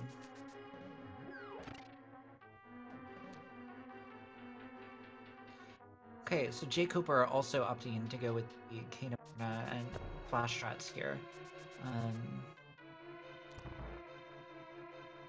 Maybe just not feeling up to the NMG strats right now. Looked like he was going to go for them and then decided differently. Yeah, he manages to kill Vitreous before he actually gets enraged, so... really nicely done. His opponent is not far behind at all. No. So interestingly, vsasazas gonna grab these fairies, maybe more... He absolutely does not want to die making this climb, apparently. And, you know, 12 hearts, blue mail, that is not, like, the most ideal situation to be in. It's not bad, but it's kind of like in the middle, I would say. I think the interesting thing is that it really depends on your game. When you're looking at, for example, somebody comfortable with the NMG speedrun, you're looking at 2 fewer hearts, but that run is done entirely with green mail. So all things considered, to some runners this will be a piece of cake. To other runners it'll be a little bit, you know, concerning, maybe depending on their confidence level. I found it very interesting. He ended up using Ether in the Skeletor to one-shot them. Ether does have a slightly faster animation with Bombus, so that's really cool.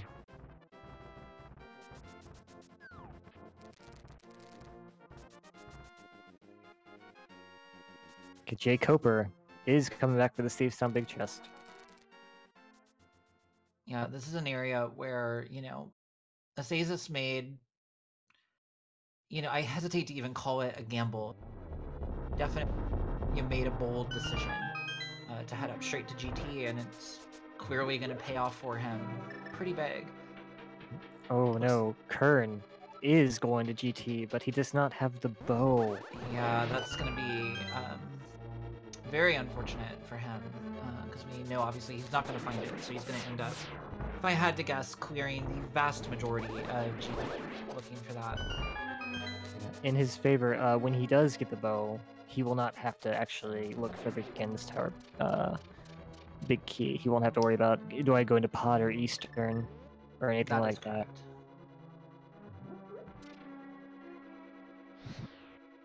And jkoper is also looking for all the stuff in the wrong places. So... Oh, so jkoper had actually not finished Thieves Town at all. Oh, he did not. So what jkoper is doing makes...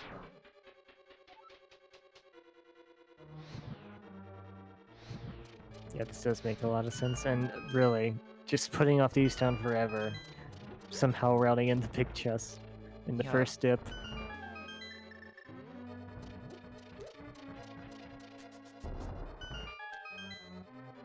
Alright, so the question now becomes, what is Rywek gonna do? I would assume he's gonna go fit Skullwoods really quick, but his move after that will be intriguing.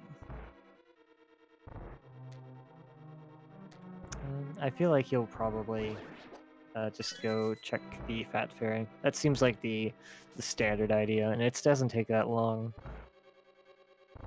Yeah, I mean, and clearly we know it's the right play, but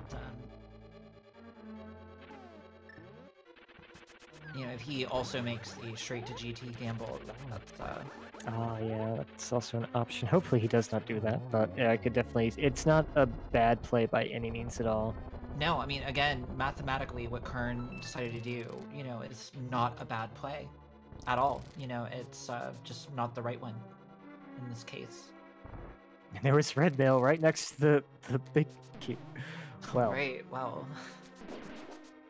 You have to wonder, maybe it would be worth just checking those two while you're there. It doesn't take that long, I don't know. I mean, again, you don't really need anything else at that point. That red mail is the definition of nice to have. Yeah, and you do have the gold sword. You got... Ooh, and I do believe that was an actual triple from Asazas. I think those were spaced far enough apart. Really nice. I think that might have been double, or was that just too That quick? one's a little bit hard to say. That was pretty close, but we're not going to find out on this round, so... Oh, this pattern.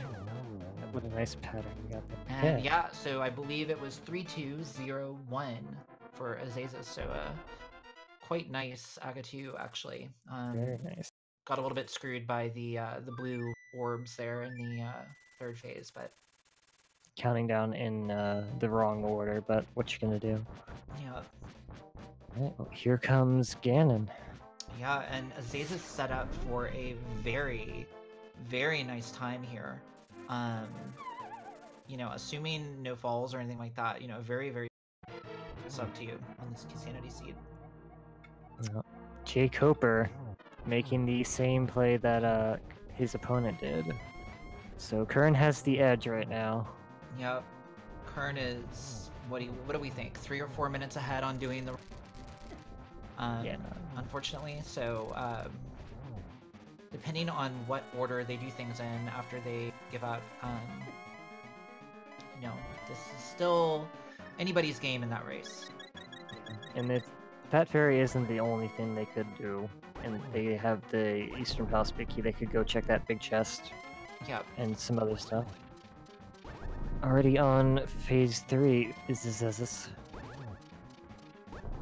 Yeah, with Butter Sword, you're pretty much guaranteed the one cycle phase 1 and 2, and it's a huge time save when you hit it.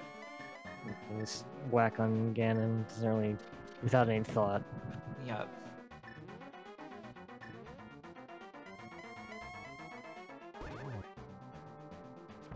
Just get his torch glitch.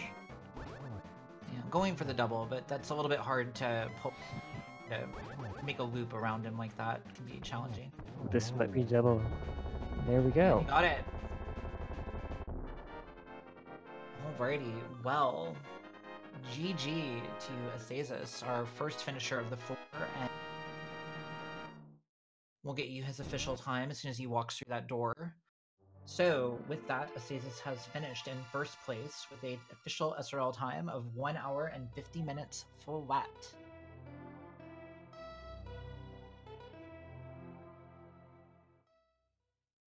Really nice and even. I love it. Yeah, a very, very clean finish to that seed. Unfortunately, literally everybody else going to GT without the... Okay, we will pull vsasazas in here for an interview very shortly. Yep. Yeah, vsasazas just having faith in that Pyramid Fairy. Yep. And we do get to... I mean, to be fair, he had a bit of a lead, you know, going into that as well. Having played and routed, you know, quite well. But we are going to get to see at least a couple, I would assume. Butter Sword, Ice Armos fights. Oh boy. I didn't even think about that, having to do Ice Armos without the bow. Granted, the Butter Sword, not that bad, but No. still really annoying. And we found 2 big 20s and a GT small key. So you can practically hear the sigh on Qirn's screen there. Yeah, that's definitely worth a sigh. Bombing the bombable wall, but not for any purpose, just out of frustration. Yeah, does get to check the big chest for another big 20. And the bow could have been there. It's definitely possible, but not today. All right, and I think with that, we are about to get our tile check. And then we will be on our way. So Qirn definitely going to be the first out of GT here. He will definitely have a sizable little lead on jkoper just because they both made the same play. Absolutely. So it'll be very interesting to see what he does after that. If he goes straight to Pyramid Fairy or if he does these one-offs that he... Well, anyway, we are joined by vsasazas GG. Hey, thank you. Hello. Yeah, very well done. Congratulations for sure. So many gambles. This was. You know, I mean, there were not a lot of... I didn't see any unjustifiable gambles. You know, there were no kind of wacky, crazy, off-the-wall, you know, plays like you see every once in a while. Oh my god. Tile Room, by the way, contained a single arrow. Well, that was evading us for quite a while, but Yeah. So, vsasazas, just so you know, literally everybody else in the race opted to go straight to GT without checking Pyramid Fairy. Oh, that bow. Yeah. Oh, yeah. Yeah, that was the thing. Yep. Yeah, that was what decided this race. Yeah. Now you did have a bit of a lead prior to that point, but yeah, that was definitely a huge decider in how quickly you were able to finish the seed. Yeah, I guess I got lucky there. I just wanted to like check some relatively quick overworld spots, Absolutely. just so even if I didn't find the bow and the big key, I would have like more odds to find them in Ganon's Tower. Yeah. No, I think, you know, having gotten the Fire Rod late and Torque Rock and then followed that chain around, I think it made a lot given, you know, when you actually unlocked the Pyramid Fairy. Yeah, it was in the back of my mind, even before doing Ice Palace. Yeah. Okay, this is good for Qirn. So Qirn, immediately after leaving GT, has opted to...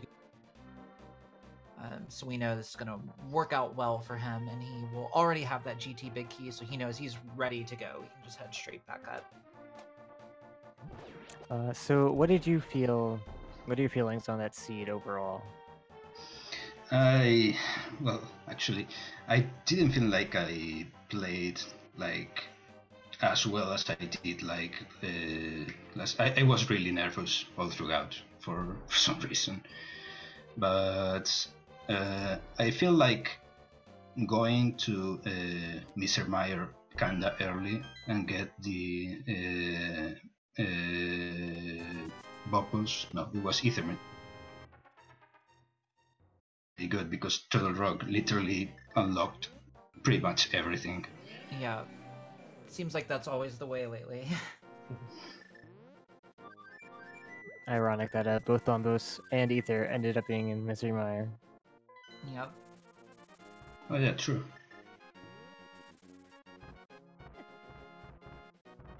Alright, so Qirn, on his way back up to GT, gonna just run straight up that gauntlet, so... Yep. Meanwhile, jkoper is trying his luck against the Ice Armos without a bow. Yep. Meanwhile, Rywek is looking through GT desperately for that bow. Not gonna find it, but Yeah, we did get to see part of a red boomerang Ice Armos fight from Rywek, but ultimately finished it off with the sword. So actually, did people like deep Palace of Darkness? Like I know silvers were there. But nothing much of use was there, if I recall. So I think at least a couple people.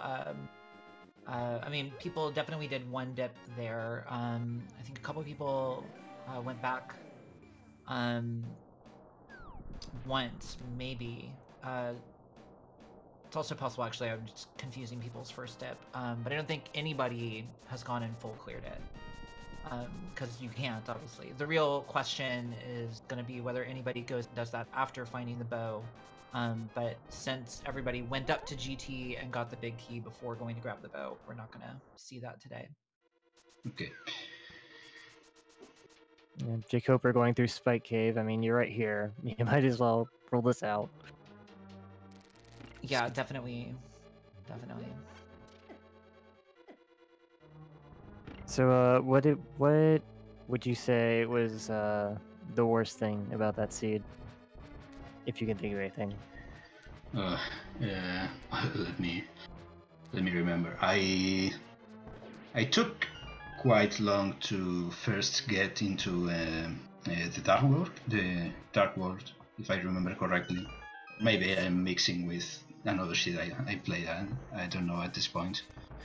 But yeah, basically that maybe that Mr. Mire requirement. Just you have to go in there without the means to beat it, knowing it was a crystal, in order to basically advance through the seed. That was kinda nasty, but mildly nasty. Yeah, those forced double dips are never nice. They never feel good. Speaking of double dips, it looks like jkoper is going to go check the basement of Tower of Hera real quick. Okay, and I like this. I mean, if you haven't done this, GT is literally right there. Yeah. Well, maybe jumping down to Spike Cave might have moved this portal to an unforgiving spot, but I'm not sure. Yeah, I mean, I think, you know, it certainly did. It's back up on top of Spectacle Rock, but, you know, definitely running back over to Turtle Rock after its warp is quicker than, you know, what he would be doing otherwise, but unfortunately we know this is not going to give him what he's looking for.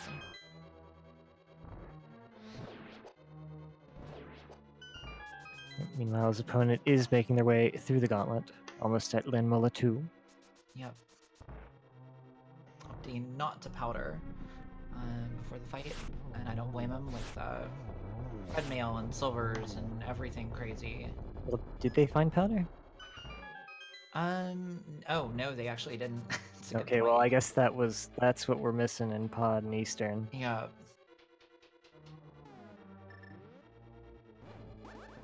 Yeah, I think it's actually the only safety of consequence that we didn't find. Unless you considered the mirror shield to be a safety. I don't, but Not outside of maybe Turtle you do. Rock, I think, but Also no cape, but we do have the cane of burn. So I believe this victory brings you up to 3-1. How are you feeling about that? I cannot really believe it, if I am honest, especially since I started 0-1 in the tournament. And I expected, before entering, I expected to maybe win one game, maybe two if I was lucky. But I definitely didn't expect to get to week 5 still alive in the tournament. So that's just amazing. Yeah, I think it just goes to show you, you know, I mean, you never know what you're with the randomizer and Keysanity, you know. So good job to you for sticking it out and outperforming your own expectations. It's got to feel really good. Thank you. Yeah, it definitely does. All the 4-1 results runners will be doing a big tiebreaker at some point. Yeah, jkoper does find his bow finally. Probably a little bit too late for it to matter, unfortunately. Yeah. But immediately saving and quitting and running up there. Rywek, meanwhile, is going everywhere but the place he needs to go, unfortunately. Going to go turn in some rupees at Zora at the moment.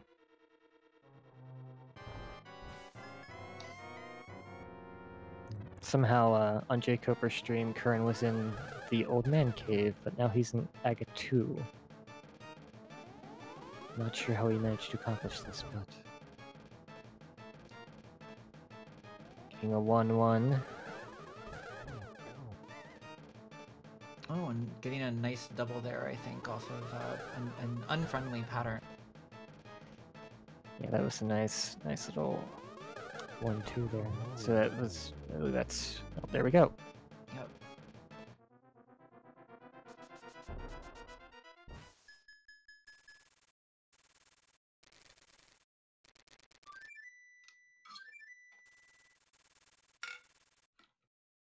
You know, I think the most infuriating thing about this old man sprite is realizing, and in fact, too, he just likes to take your time.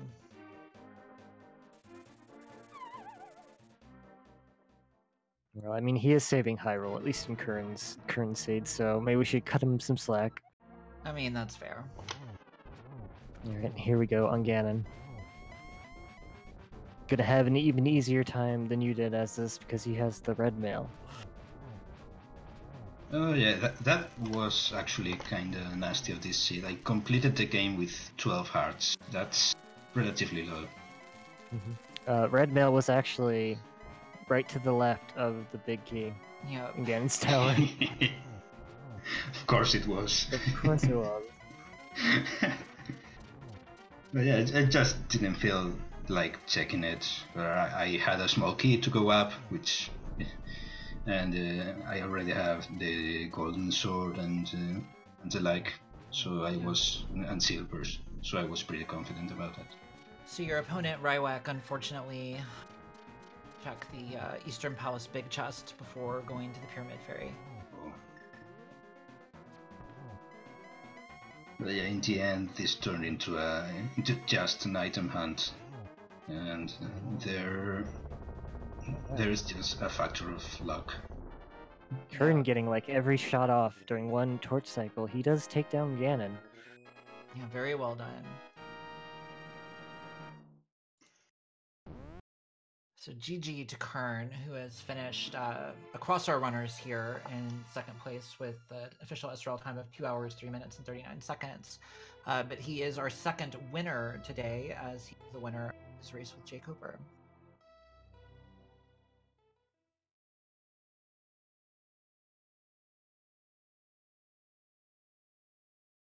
Very well done by both of them.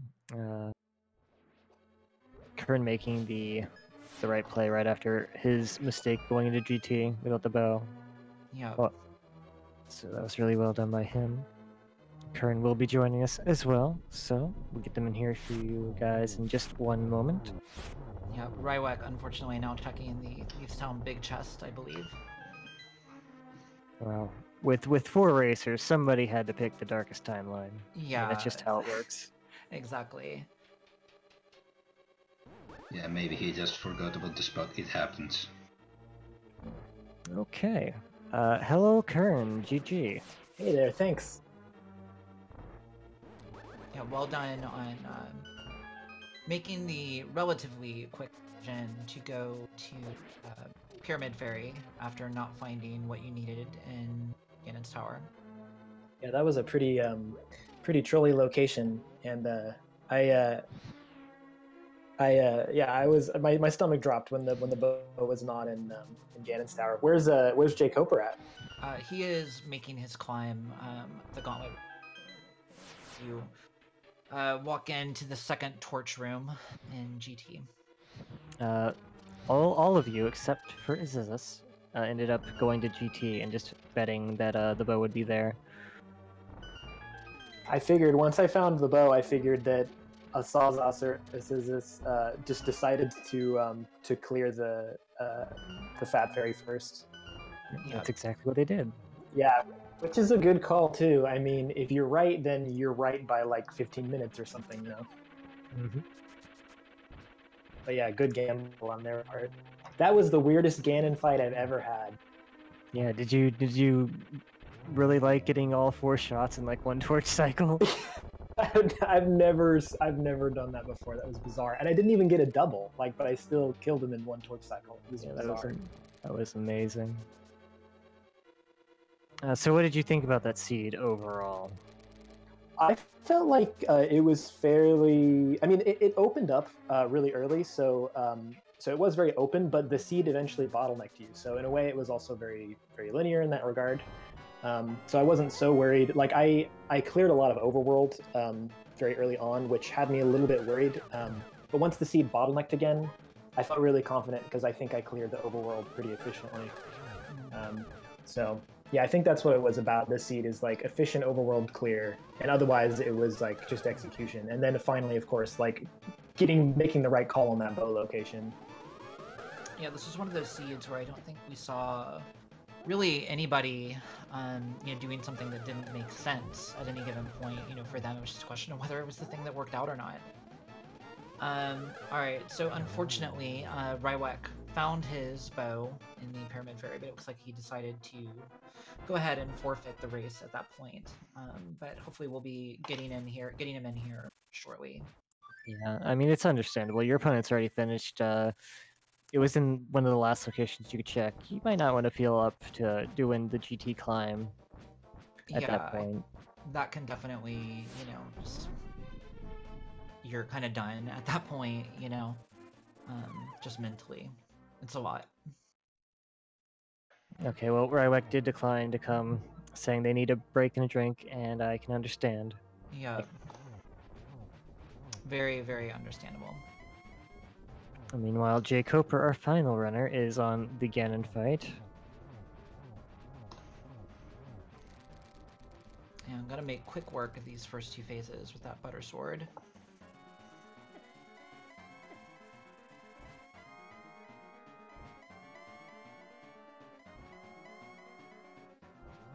So, did anything stand out to you this seed? Good, bad, ugly? I thought it was amazing that we had like red mail, or at least I did. I'm sure other people did as well. Butter sword silvers, at the end of the seed. It's pretty generous. Yeah, it was. Actually, Ezra skipped the red mail because they found the big key in the chest directly to the right of it, and just went up there. So it was kind of funny, considering the location. The bow. Yeah. Oh yeah, I will say I've never done. I know it was possible, but I've never done the Armos Knights without a bow before, so I wasn't quite clear on like how it works, and so that was my hesitation when I was like, I go to the door to the left because I know the door to the left leads to the big key, or the big chest, but I wasn't sure if it would lock behind me. I see. Yes, I believe you always want to check the top chests prior to going left. Okay, because it does lock. Yep. jkoper does finish off Ganon. A official SR time, 2 hours, 9 minutes, 12 seconds. So GG to them. Gonna see if they want to do an interview. Looking a little shaky right now. but we'll see. We'll see what he decides.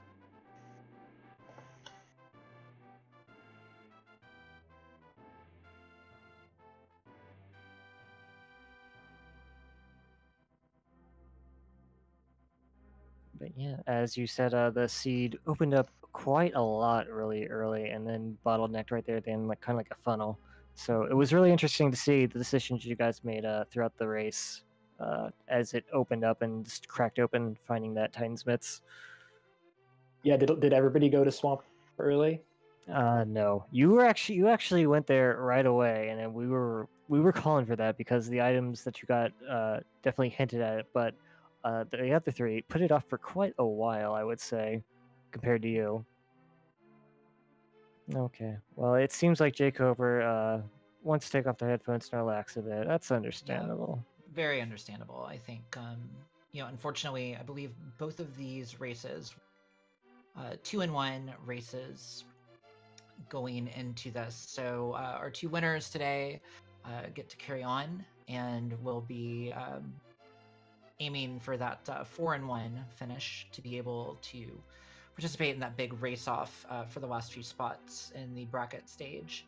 Unfortunately for our two losers, while they will not be making it to brackets, they do still have the option to continue to play and see what their record ends up being by the end of it. Yep. And I wish you both the best of luck in your next match. Hopefully you can get that 4-1, get that nice tiebreaker, and hopefully get into the bracket stages. Thank you. Yeah, thanks.